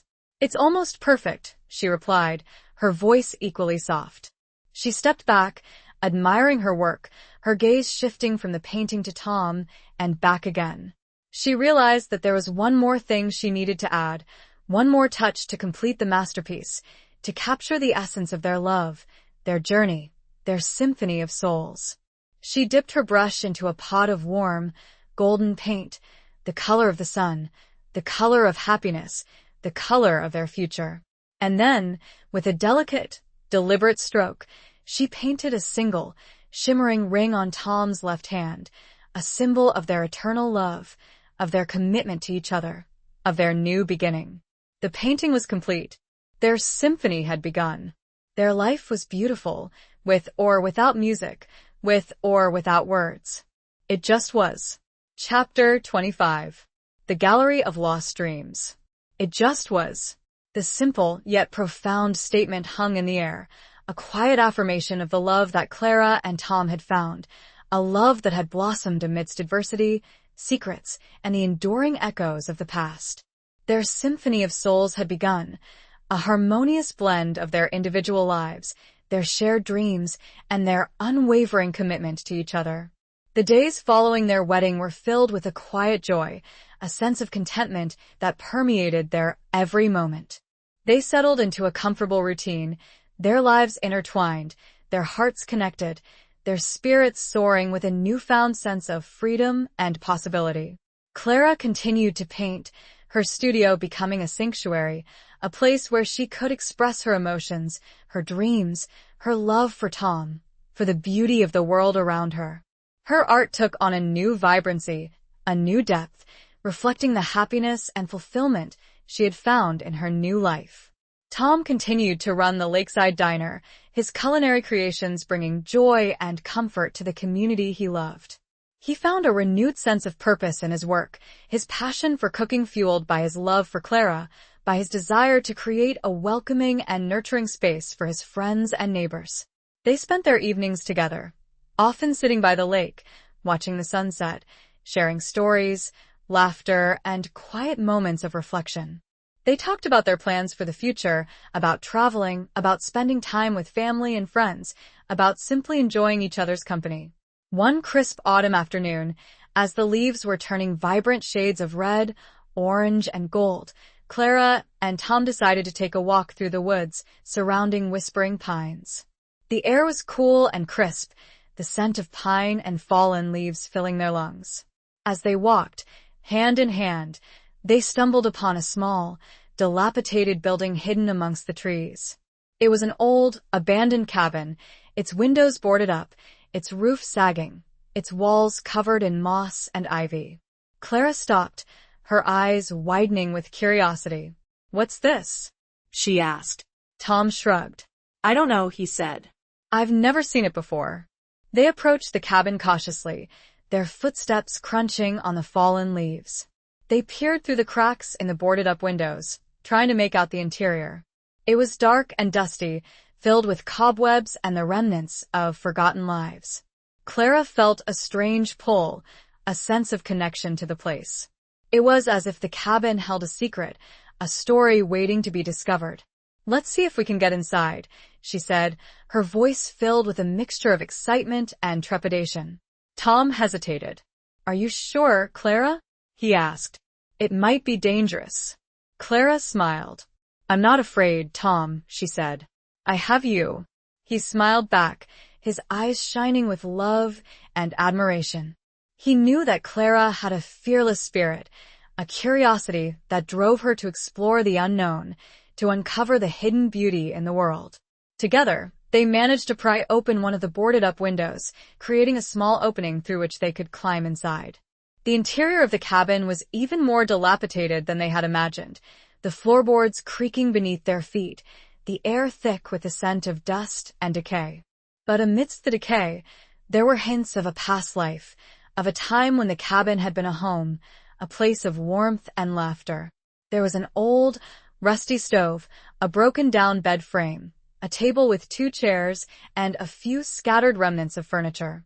And then Clara saw it. In the corner of the cabin, leaning against the wall, were several canvases, covered in dust and cobwebs. She approached them cautiously, her heart pounding with anticipation. She carefully removed the dust and cobwebs, revealing the paintings beneath. They were portraits, landscapes, still lives, all painted in a style that was both familiar and haunting. The paintings were beautiful, filled with a raw emotion, a depth of feeling that resonated with Clara. She recognized the style immediately. It was similar to her own, but different. More melancholic, perhaps. More filled with a sense of longing, of loss. She studied the paintings closely, her eyes drawn to the details, to the brushstrokes, to the colors. She noticed that they were all signed with a single initial, S. S? Clara whispered, "Who is S?" Tom, who had been exploring the rest of the cabin, approached her, his eyes widening as he saw the paintings. "These are incredible," he said. "Who do you think painted them?" Clara shook her head. "I don't know," she said. "But I have a feeling that they're connected to this place, to this cabin." They continued to explore the cabin, searching for any clues that might reveal the identity of the artist, of the person who had lived there, of the story behind the paintings. They found an old, leather-bound journal tucked away in a drawer. Clara opened it carefully, her hands trembling slightly. The journal was filled with handwritten entries, dated many years ago. The entries were written by a woman named Sarah, the same name as the woman who had written the love letters to Clara's late husband, Robert. Clara's heart skipped a beat. Could it be the same Sarah? Could this cabin be the place where she had lived, where she had painted, where she had loved and lost? She began to read the journal entries, her voice trembling slightly. Sarah wrote about her life, her dreams, her passion for art, and her love for a man named Robert. Clara's suspicions were confirmed. It was the same Sarah. This cabin was her sanctuary, her studio, her gallery of lost dreams. The paintings were her creations, her expressions of love, of loss, of a life lived in the shadows. As Clara read, a feeling was growing. It was as if Sarah was speaking to her, guiding her. But to do what? Chapter 26. Unveiling the Truth. But to do what?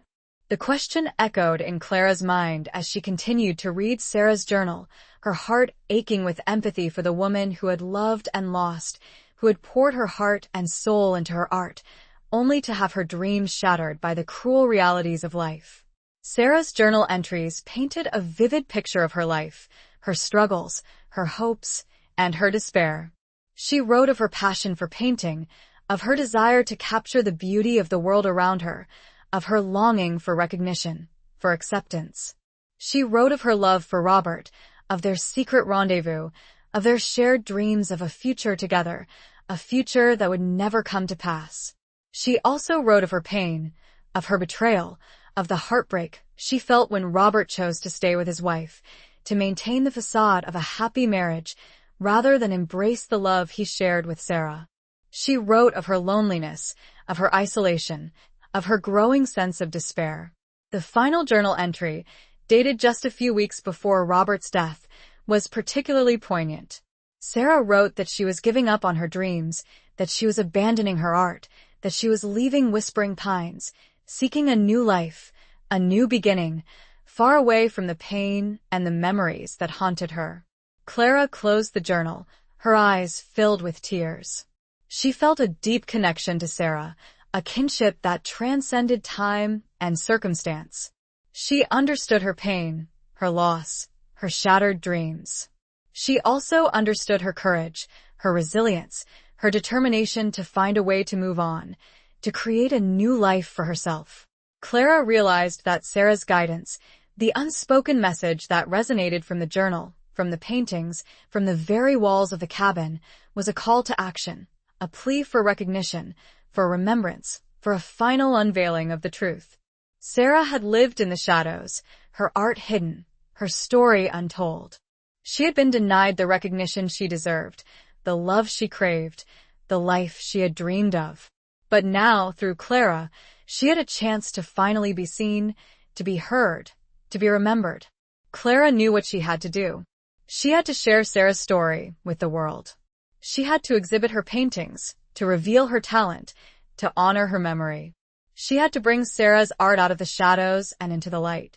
She turned to Tom, her eyes shining with determination. "Tom," she said, her voice firm, "we need to do something. We need to give Sarah a voice." Tom looked at her, his blue eyes filled with understanding, with support. He had witnessed Clara's journey of self-discovery, her rekindled passion for art, her embrace of a new love, a new beginning. He knew that she was driven by a deep sense of empathy, of justice, of a desire to connect with the past and to honor the stories of those who had come before her. "What do you have in mind, Clara?" he asked gently. Clara explained her plan, her voice filled with excitement, with a renewed sense of purpose. She proposed creating a special exhibition, a tribute to Sarah, featuring her paintings, her journal entries, and the story of her life. She envisioned a space where visitors could connect with Sarah's art, with her emotions, with her journey, and where they could learn about the hidden talents, the untold stories that often lie buried beneath the surface of everyday life. Tom listened intently, his heart swelling with pride and admiration for Clara's vision, her compassion, her unwavering commitment to bringing Sarah's story to light. "It's a wonderful idea, Clara," he said. "I'll help you in any way I can." Together, they began to plan the exhibition, their minds buzzing with ideas, their hearts filled with a shared sense of purpose. They decided to hold the exhibition at the Lakeside Diner, transforming the space into a temporary gallery, a place where Sarah's art could be showcased, her story could be told, and her memory could be honored. They reached out to Isabella, who enthusiastically agreed to help, offering her culinary skills to create a special menu inspired by Sarah's life, by her art, by the flavors of the era in which she lived. They also contacted Emily, who offered her support, her organizational skills, and her connections to the local media to help promote the exhibition and spread the word about Sarah's story. The preparations were intense, demanding, but also incredibly rewarding. Clara and Tom worked tirelessly, cleaning and restoring Sarah's paintings, carefully transcribing her journal entries, and creating a narrative that would bring her story to life. They discovered more about Sarah's life, her family, her friends, and her connection to Whispering Pines. They learned that she had been a talented artist, recognized locally for her skill, but that she had never achieved the wider recognition she deserved. They also learned that she had left Whispering Pines shortly after Robert's death, disappearing without a trace, her fate unknown. As the exhibition date drew closer, Clara felt a growing sense of anticipation, of excitement, but also of responsibility. She was about to unveil Sarah's truth, to share her story with the world, and she wanted to do it justice, to honor her memory in a way that was both respectful and meaningful. She spent hours in the cabin, surrounded by Sarah's paintings, her journal, her personal belongings, trying to connect with her spirit, to understand her motivations, her dreams, her fears. She felt a deep connection to Sarah, a kinship that transcended time and circumstance. She felt as if she were collaborating with her across the decades, bringing her art, her story, to life. The exhibition, titled The Gallery of Lost Dreams, The Untold Story of Sarah, opened on a beautiful autumn evening. The Lakeside Diner transformed into a magical space, filled with Sarah's paintings, her journal entries, and photographs of her life. The atmosphere was warm and inviting, the air filled with the aroma of Isabella's culinary creations, the soft strains of music from Sarah's era playing in the background. The response was overwhelming. Visitors from all over Whispering Pines and beyond came to see the exhibition, drawn by the compelling story of Sarah, by the beauty of her art, by the mystery of her life. They were moved by her paintings, touched by her words, and inspired by her courage, her resilience, her unwavering passion for art. Clara and Tom stood proudly beside the exhibition, answering questions, sharing Sarah's story, their voices filled with a mixture of gratitude, pride, and a deep sense of fulfillment. They had brought Sarah's art out of the shadows and into the light, giving her the recognition she deserved, the voice she had been denied. As Clara watched the visitors interact with Sarah's art, with her story, she realized that she had not only honored Sarah's memory, but she had also found a new layer of meaning in her own life, a new purpose, a new connection to the past. She had unveiled the truth, not just about Sarah, but about herself, about the enduring power of art, of love, of forgiveness, and of the human spirit. The unveiling was a profound experience, a moment of closure. But it also seemed to open a new door. Chapter 27. The Centennial's Heartbeat. But it also seemed to open a new door.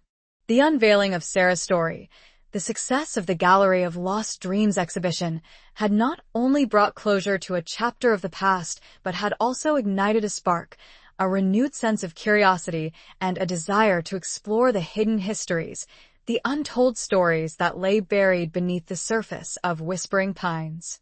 The exhibition had become a focal point of the community, a gathering place where people could connect with the past, with each other, and with the enduring power of art and storytelling. It had also generated a buzz beyond Whispering Pines, attracting visitors from neighboring towns and even from distant cities, drawn by the compelling narrative of Sarah, the beauty of her art, and the mystery of her ultimate fate. Clara and Tom found themselves at the center of this renewed interest in local history, their lives intertwined with Sarah's story, their cottage becoming a sort of unofficial archive, a repository of information and artifacts related to Sarah and to the era in which she lived. People began to share their own stories, their own memories of Whispering Pines, of its people, of its past. Old photographs, letters, and diaries emerged from attics and basements, shedding new light on the town's history, revealing hidden connections, forgotten relationships, and untold tales of love, loss, and resilience. Clara, with her artistic eye and her empathetic heart, became a sort of curator of these stories, collecting them, organizing them, and finding ways to share them with the community. She envisioned creating a permanent historical society, a place where the stories of Whispering Pines could be preserved, celebrated, and passed on to future generations. Tom, with his culinary skills and his warm, welcoming personality, became the host of these gatherings, transforming the Lakeside Diner into a hub of historical exploration, a place where people could share their stories over a cup of coffee and a slice of Isabella's delicious pie. Isabella, inspired by Sarah's story and by her newfound friendship with Clara, continued to create culinary masterpieces that reflected the flavors of the past, the traditions of Whispering Pines, and the spirit of the community. Emily, too, became involved, using her organizational skills and her connections to the local media to help promote the historical society and to spread the word about the rich and fascinating history of Whispering Pines. The centennial celebration, which had initially been focused on the town's founding and its early settlers, now took on a new dimension, embracing the stories of all its residents, past and present, recognizing the contributions of those who had been overlooked, forgotten, or marginalized. The centennial's heartbeat, once a steady rhythm of established narratives, now pulsed with a vibrant, multifaceted energy, reflecting the diverse experiences, the hidden talents, and the untold stories that had shaped the community over the years. As Clara and Tom delved deeper into the history of Whispering Pines, they discovered more about Sarah's life, her family, her connections to the town. They learned that she had been a descendant of one of the town's founding families, that she had grown up in a large, rambling house on the outskirts of town, and that she had been known for her independent spirit, her artistic talent, and her unconventional views. They also learned that she had had a close circle of friends, a group of women who had shared her passion for art, for literature, and for social justice. These women had formed a sort of informal salon, a gathering place where they could discuss ideas, share their work, and support each other in a time when women's voices were often silenced or ignored. Clara was particularly intrigued by this group of women, by their courage, their creativity, and their commitment to making a difference in their community. She saw in them a reflection of her own journey, her own rediscovery of her artistic voice, her own embrace of a new love, a new beginning. She decided to focus her next artistic project on these women, on their lives, their stories, their contributions to Whispering Pines. She envisioned creating a series of portraits, capturing their essence, their spirit, their individual personalities, and their collective strength. She began to research their lives, poring over old photographs, letters, and diaries, piecing together their stories, uncovering their hidden talents, and revealing their contributions to the town's history. She discovered that they had been involved in various social causes, advocating for women's suffrage, for education reform, and for the preservation of the natural environment. They had also been artists, writers, musicians, and teachers, enriching the cultural life of Whispering Pines. As Clara delved deeper into their lives, she felt a growing connection to these women, a sense of kinship that transcended time and circumstance. She saw in them a reflection of her own values, her own aspirations, her own desire to make a difference in the world. She realized that she was not just telling their stories, she was also telling her own story, a story of rediscovery, of empowerment, of finding her voice, her purpose, her place in the community. She began to work on the portraits, her brushstrokes infused with a newfound sense of confidence, of passion, of a deep connection to her subjects. She captured their strength, their intelligence, their compassion, and their unwavering commitment to making the world a better place. As the portraits took shape, Clara felt a sense of fulfillment, of accomplishment, of having found a way to honor the past while embracing the future. She had not only rediscovered her artistic voice, but she had also found a way to use her art to connect with her community, to celebrate its history, and to inspire others to find their own voices, their own passions, their own ways of making a difference. The centennial celebration was drawing to a close, but its heartbeat continued to resonate, a vibrant, multifaceted rhythm that reflected the enduring spirit of Whispering Pines, its people, its history, and its future. Clara's art was adding to the story and enriching it. The question remained, where would it lead? Chapter 28. Where the lake meets the sky. Where would it lead? The question, once filled with uncertainty and trepidation, now shimmered with possibility, with the promise of continued growth, discovery, and the unfolding of a life enriched by art, love, and a deep connection to community. Clara's journey, from a woman burdened by the past to an artist embracing her passion and her purpose, had not only transformed her own life, but had also rippled outwards, touching the lives of those around her and revitalizing the spirit of Whispering Pines. The series of portraits Clara created, depicting the women of Sarah's circle, the unsung heroines of Whispering Pines' past, became a sensation. They were exhibited at the Lakeside Diner, alongside Sarah's paintings, transforming the space into a permanent gallery, a celebration of local history, art, and the enduring power of the female spirit. The exhibition drew visitors from far and wide, captivated by the stories of these remarkable women, by the beauty of Clara's art, and by the way she had woven together the past and the present, creating a tapestry of interconnected lives, shared dreams, and the enduring legacy of courage, creativity, and community.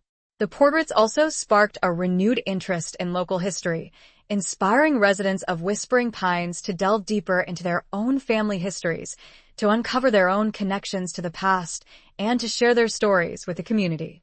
The Whispering Pines Historical Society, which Clara had envisioned, became a reality, a vibrant organization dedicated to preserving and celebrating the town's rich and multifaceted heritage. Clara, recognized for her artistic talent, her historical research, and her unwavering commitment to her community, became a local celebrity, her story featured in newspapers and magazines, her art sought after by collectors and museums. But despite the accolades and the attention, she remained grounded, humble, her focus always on the stories she was telling, on the people she was honoring, and on the community she loved. Tom, ever her steadfast supporter, her loving partner, remained by her side, his pride in her accomplishments matched only by his unwavering love and devotion. He continued to run the Lakeside Diner, his culinary creations now complemented by the art that adorned the walls, the stories that filled the air, and the spirit of community that permeated every corner of the space. Isabella, her culinary talents blossoming alongside Clara's artistic achievements, became a renowned chef, her restaurant in Chicago a destination for food lovers seeking a taste of Whispering Pines' history, its flavors, and its spirit. She often returned to Whispering Pines, collaborating with Clara and Tom on special events, sharing her culinary creations, and maintaining the close friendship they had forged. Emily, inspired by her mother's transformation and by her own growing connection to her hometown, decided to move back to Whispering Pines, finding a fulfilling career as a teacher at the local school, sharing her love of history and literature with a new generation of students.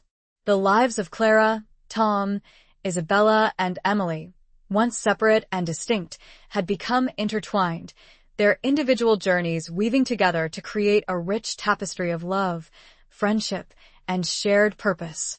They had found their place in the community, their home, their sanctuary, where the lake met the sky, where the past and the present converged, and where the future stretched before them, bright and promising.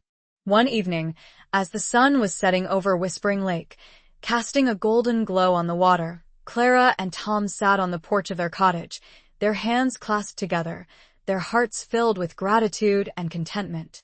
They had been married for a year, their love deepening with each passing day, their lives enriched by the shared experiences, the challenges overcome, and the dreams they were pursuing together. "It's beautiful, isn't it?" Clara said softly, her gaze fixed on the shimmering lake, on the vibrant colors of the sky. Tom nodded, his eyes reflecting the beauty of the scene, but also the beauty of the woman beside him. "It is," he said. "But not as beautiful as you." Clara smiled, her heart swelling with love. She leaned her head on his shoulder, feeling the warmth of his body, the steady beat of his heart. "I never thought I could be this happy, Tom," she said, her voice filled with emotion. "After Robert died, I thought my life was over. I thought I'd never find love again, never find purpose, never find joy." Tom tightened his grip on her hand, his eyes filled with tenderness. "And now?" he asked softly. "And now," Clara replied, her voice filled with conviction, "I have everything I ever wanted. I have you, I have my art, I have this beautiful place, and I have a community that I love. I have a life that's beyond my wildest dreams." Tom kissed her gently, his lips soft and warm, his love for her palpable. "And we have each other," he said, "forever." They sat there in silence for a moment, their hearts connected, their spirits intertwined, their love a beacon of hope in a world that often seemed dark and uncertain. They had found their sanctuary, their home, their place where the lake met the sky, where the past and the present converged, and where the future stretched before them, filled with endless possibilities. As the last rays of the sun disappeared below the horizon, and the stars began to twinkle in the darkening sky, Clara felt a sense of peace, of completion, of a life lived fully, authentically, and with love. She had found her voice, her purpose, her home, and she had found it all in the most unexpected of places, in the most unexpected of ways. She knew that their journey would continue, that there would be challenges ahead, that life would inevitably bring its share of joys and sorrows. But she also knew that they would face them together, their love a constant source of strength, of support, of inspiration. They had found where the water met the sky. It was more than a location. It was a feeling, a state of being. And they were there, together. What came after that was unknown. But it didn't matter. They had arrived. Chapter 29. A tapestry of second chances. They had arrived. The simple yet profound declaration marked not an ending, but a continuation, a celebration of a love found, a life rediscovered, and a community revitalized. Clara and Tom, hand in hand, had navigated the turbulent waters of the past, unearthed secrets, embraced forgiveness, and emerged stronger, their bond a testament to the enduring power of the human spirit. What came after that was unknown, yes, but it was also brimming with possibility, with the promise of shared adventures, quiet moments, and the continued unfolding of their individual and collective journeys.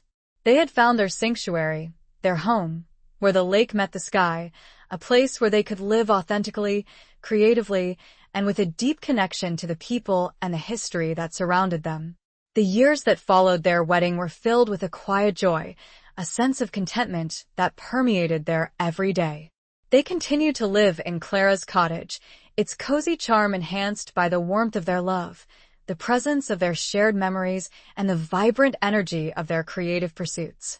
Clara's art continued to flourish, her paintings gaining wider recognition, her name becoming synonymous with the beauty of Whispering Pines, with the stories of its people, and with the enduring spirit of its women.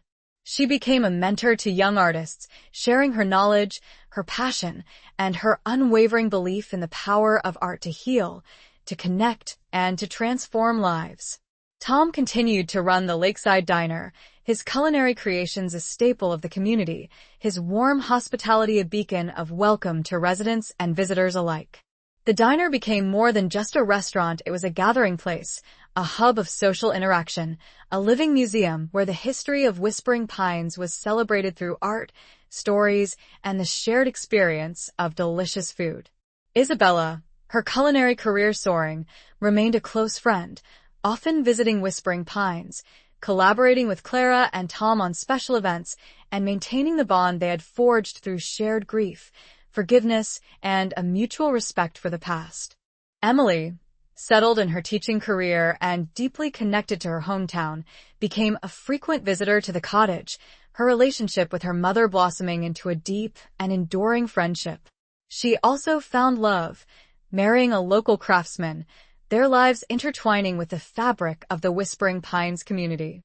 The Whispering Pines Historical Society thrived, becoming a vital part of the town's cultural landscape, preserving and celebrating the stories of its people, its past, and its enduring spirit. Clara and Tom remained active members, their contributions invaluable, their passion for local history infectious. As the years passed, Clara and Tom continued to explore their individual passions, but they also found new ways to collaborate, to combine their talents, to create something even greater than the sum of their individual parts. They organized art workshops at the diner, combining Clara's artistic instruction with Tom's culinary expertise, creating a unique and enriching experience for participants. They hosted storytelling events, inviting residents to share their memories of Whispering Pines, creating a living tapestry of oral history that captured the essence of the community. They also traveled, exploring new places, discovering new cultures, and bringing back inspiration for their art, their cooking, and their lives. They found that their love, their connection, deepened with each shared experience, with each new adventure. They faced challenges, of course, as all lives do. There were health scares, family concerns, and the inevitable losses that come with the passage of time. But they faced them together, their love a constant source of strength, of support, of resilience. One autumn afternoon, as they were celebrating their 10th wedding anniversary, surrounded by friends and family at the Lakeside Diner, Clara and Tom found themselves reflecting on their journey, on the tapestry of second chances that had woven together their lives, their love, and their community. "It's been an incredible journey, hasn't it?" Clara said softly, her eyes meeting Tom's, her hand clasped in his. Tom nodded, his blue eyes shining with love and gratitude. "It has," he replied, "beyond my wildest dreams." They looked around the diner, at the faces of their loved ones, at the art that adorned the walls, at the stories that filled the air. They saw the reflection of their own happiness, their own fulfillment, in the eyes of those around them. They realized that their love story, their journey of rediscovery, had not only transformed their own lives, but had also rippled outwards, touching the lives of others, inspiring hope, and fostering a sense of community that transcended time and circumstance. They had created a legacy, not just of art and culinary delights, but of love, forgiveness, and the enduring power of the human spirit to overcome adversity and to embrace new beginnings. They had woven a tapestry of second chances, a rich and vibrant artwork that celebrated the beauty of life, the strength of community, and the enduring power of love. As the celebration continued, the music swelled, and Clara and Tom found themselves on the dance floor, their bodies moving in perfect harmony, their hearts beating as one. They danced, not just with each other, but with the spirit of Whispering Pines, with the echoes of the past, and with the promise of the future. They danced with joy, with gratitude, with a love that had defied the odds, transcended the shadows, and blossomed into something extraordinary. They danced, knowing that their journey was far from over, that there would be new adventures, new challenges, new discoveries awaiting them. But they also knew that they would face them together, their love a constant source of strength, of inspiration, and of unwavering hope. The tapestry was still being woven, each thread a moment, a memory, a connection. It was beautiful. It was theirs. And it was far from finished. Chapter 30. Painting the Future. And it was far from finished. The tapestry of Clara and Tom's lives, woven with threads of love, art, community, and second chances, continued to expand, each new experience, each shared moment, adding depth, texture, and vibrancy to the ever-evolving masterpiece. The years that followed their 10th anniversary brought new adventures, new challenges, and new opportunities for growth, both individually and as a couple. They continued to live in their cozy cottage by the lake, their home a sanctuary, a haven of peace and creativity, where they could nurture their love, pursue their passions, and connect with the beauty of the natural world that surrounded them. Clara's art continued to evolve, her paintings reflecting not only the beauty of whispering pines, but also the inner landscapes of her heart, her soul, her ever-deepening connection to the world around her. She experimented with new techniques, new mediums, and new ways of expressing her unique vision, her artistic voice growing stronger, more confident, more resonant with each passing year. She also embraced her role as a mentor, guiding and inspiring young artists, sharing her knowledge, her experience, and her unwavering belief in the power of art to heal, to transform, and to connect people across generations and cultures. Her studio became a gathering place for aspiring artists, a space where creativity flourished, where ideas were exchanged, and where the spirit of artistic collaboration thrived. Tom continued to run the Lakeside Diner, his culinary skills honed by years of experience, and his passion for creating delicious, comforting food undiminished. He expanded the diner's menu, incorporating new flavors, new ingredients, and new culinary traditions, while always maintaining the warmth, the hospitality, and the sense of community that had made the diner a beloved institution in Whispering Pines. He also became more involved in the town's activities, serving on various committees, volunteering his time and expertise, and becoming a respected voice in the community. He found a new sense of purpose in giving back to the town that had embraced him, that had supported him through thick and thin, and that had given him a second chance at love and happiness. Isabella, her culinary empire expanding, remained a close friend, her visits to Whispering Pines eagerly anticipated, her contributions to the community always welcomed and appreciated. She had found love, marrying a fellow chef, their lives a blend of culinary creativity and shared passion for bringing people together through food. Emily, happily married and a mother of two, remained deeply connected to her hometown, her children growing up surrounded by the beauty of the lake, the warmth of the community, and the enduring love of their grandparents. The Whispering Pines Historical Society continued to thrive, its collection of artifacts, photographs, and stories growing with each passing year, preserving and celebrating the rich and multifaceted history of the town. Clara and Tom remained active members, their contributions invaluable, their passion for local history a constant source of inspiration. As the years passed, Clara and Tom found themselves reflecting on their journey, on the tapestry of their lives, on the love that had brought them together and sustained them through all the ups and downs, the joys and sorrows, the triumphs and challenges. They realized that their love story was not just about them, it was about the power of second chances, the resilience of the human spirit, the enduring strength of community, and the transformative power of art, of forgiveness, and of embracing the future with open hearts and open minds. One sunny afternoon, as they were sitting on their porch, watching the sailboats glide across the shimmering surface of Whispering Lake, Clara turned to Tom, her eyes filled with a mixture of love, gratitude, and a quiet sense of wonder. "Tom," she said softly, "do you ever think about what might have been? If we hadn't found each other, if we hadn't taken that leap of faith?" Tom smiled, his blue eyes reflecting the depth of his love for her. "Sometimes," he admitted, "but I don't dwell on it. Because what we have now, Clara, It's everything I ever wanted. It's more than I ever dreamed possible. Clara nodded, her heart overflowing with emotion. Me too, Tom, she whispered. Me too. They sat in silence for a moment, their hands clasped together, their hearts connected, their spirits intertwined. They had found their sanctuary, their home, their place where the lake met the sky, where the past and the present converged, and where the future stretched before them, filled with endless possibilities. Clara felt a familiar urge, a creative spark that ignited within her, a desire to capture the moment, to express the depth of her love, her gratitude, her joy, on canvas. Tom, she said, her voice filled with excitement. I have an idea. Tom looked at her, his eyes curious, his smile encouraging. What is it, Clara? He asked. I want to paint us, she said. I want to paint our future. I want to capture this moment, this feeling, this love that we share. Tom's heart swelled with emotion. He knew that Clara's art was not just a hobby, it was an extension of her soul, a way of expressing her deepest emotions, her most profound thoughts, her unique vision of the world.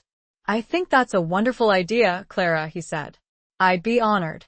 They went inside, to Clara's studio, the space filled with the familiar scent of paint, of turpentine, of creativity. Clara set up a blank canvas on her easel, her hands moving with a practiced grace, her mind already envisioning the painting, the colors, the composition, the story she wanted to tell. She began to paint, her brushstrokes bold and confident, her colors vibrant and alive, her heart overflowing with love, with gratitude, with the joy of creating something beautiful, something meaningful, something that would capture the essence of their journey, their love, their future together. She painted the lake, shimmering in the sunlight, the trees surrounding it, their leaves a tapestry of green and gold. She painted the cottage, their home, nestled among the trees, a symbol of warmth, of comfort, of sanctuary. And then, she painted herself and Tom, standing on the porch, their hands clasped together, their eyes locked in a gaze of love, of understanding, of a shared future stretching before them, bright and promising. She painted not just their physical likenesses, but their spirits, their souls, their enduring connection to each other, to the community, to the world around them. She painted their love, their hope, their unwavering belief in the power of second chances. As she painted, the sun began to set, casting a golden glow on the lake, on the cottage, on the two figures standing on the porch, their love a beacon of light in a world that often seemed dark and uncertain. Clara stepped back, admiring her work, her heart filled with a sense of completion, of fulfillment, of a life lived fully, authentically, and with love. The painting was not just a depiction of a moment, it was a testament to their journey, their love, their enduring spirit. It was a painting of the future, their future. Tom stood beside her, his arm around her waist, his gaze fixed on the canvas. It's beautiful, Clara, he said softly. It's us. Clara smiled, her eyes shining with happiness. It is, she replied. It's us. And it's forever. The painting was finished. But their story was not. It was a beginning, a continuation, a promise. And it was beautiful. Epilogue. It was beautiful. And it continued, a vibrant tapestry woven with threads of love, art, community, and the enduring spirit of two souls who had found their way to each other, against all odds, amidst the echoes of the past and the promise of the future. The years that unfolded after Clara completed painting the future were a testament to the enduring power of their love, their commitment to each other, and their unwavering belief in the beauty of life, even in the face of inevitable challenges and the passage of time. Clara's art continued to gain recognition, her paintings exhibited in galleries and museums across the country, her name becoming synonymous with the spirit of Whispering Pines, with the stories of its people, and with the enduring power of the human heart. She never forgot Sarah, the woman whose lost dreams had inspired her, and she continued to champion the work of forgotten artists, ensuring that their voices were heard, their stories told. Tom continued to run the lakeside diner, his warm hospitality and delicious food a constant source of comfort and joy to the community. The diner remained a hub of social interaction, a place where friends and family gathered to share stories, laughter, and the simple pleasures of life. He also became a mentor to young aspiring chefs, sharing his knowledge, his experience, and his passion for creating culinary experiences that nourished both body and soul. Their cottage by the lake remained their sanctuary, their home, a place where they could retreat from the world, recharge their spirits, and connect with the beauty of nature that surrounded them. They often sat on their porch, watching the sunsets, sharing quiet moments, and simply enjoying each other's company. Their family grew, with grandchildren and even great-grandchildren filling their lives with laughter, joy, and the promise of future generations carrying on the legacy of love, art, and community that Clara and Tom had established. They traveled, exploring new places, discovering new cultures, and bringing back inspiration for their art, their cooking, and their lives. They found that their love, their connection, deepened with each shared experience, with each new adventure. They faced challenges as all lives do. There were health scares, losses of loved ones, and the inevitable adjustments that come with aging. But they faced them together, their love a constant source of strength, of support, of resilience. Through it all, Clara continued to paint, her art a reflection of her evolving life, her deepening understanding of the world, and her unwavering belief in the power of beauty, of love, of the human spirit. Her studio remained her sanctuary, a place where she could express her emotions, her dreams, her hopes, and her fears on canvas. And Tom continued to cook, his culinary creations a testament to his love for Clara, for his community, and for the simple pleasures of life. The lakeside diner remained a place of warmth, of welcome, of delicious food and heartfelt connections. As the years turned into decades, Clara and Tom found themselves reflecting on their journey, on the tapestry of their lives, on the love that had brought them together and sustained them through all the ups and downs, the joys and sorrows, the triumphs and challenges. They had lived a full life, a life filled with love, with art, with community, with purpose. They had found their place in the world, their home, their sanctuary, where the lake met the sky, where the past and the present converged, and where the future, though uncertain, shimmered with the promise of enduring love and the beauty of a life well lived. One evening, as they were sitting on their porch, watching the stars twinkle in the clear night sky, Clara turned to Tom, her eyes filled with a love that had only deepened with time. "Tom," she said softly, "I've been thinking about our painting. Painting the future." Tom smiled, his blue eyes reflecting the starlight, his hand reaching out to clasp hers. "What about it, Clara?" he asked. "It's time to add another layer," she said, her voice filled with a quiet determination. "It's time to paint the now." Tom nodded, understanding. Their lives had continued to evolve, their story had continued to unfold, and it was time to capture that evolution, that growth, that enduring love on canvas. They went inside, to Clara's studio, the space filled with the familiar scent of paint, of turpentine, of creativity. Clara set up the painting on her easel, her hands moving with a practiced grace, her heart filled with a mixture of nostalgia and anticipation. She picked up her brush, dipping it into a pot of vibrant, shimmering silver paint, the color of the stars, the color of wisdom, the color of enduring love.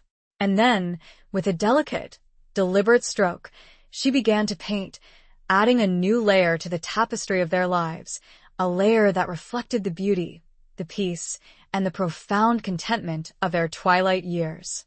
She painted the wrinkles on their faces, the silver in their hair, the gentle curve of their smiles, all testaments to a life lived fully, authentically, and with love. She painted the twinkle in their eyes, the spark of joy that still burned brightly, the unwavering connection that bound them together, heart and soul. She painted the lake, the cottage, the surrounding trees, all bathed in the soft glow of starlight, a symbol of peace, of serenity, of a life well lived. And she painted, above it all, the vast expanse of the night sky, filled with countless stars, each one representing a moment, a memory, a connection, a thread in the tapestry of their lives. The painting was complete, a testament to a love that had endured, a life that had blossomed, and a future that, while finite, shimmered with the promise of eternal connection. They had painted their lives together, and it was a masterpiece.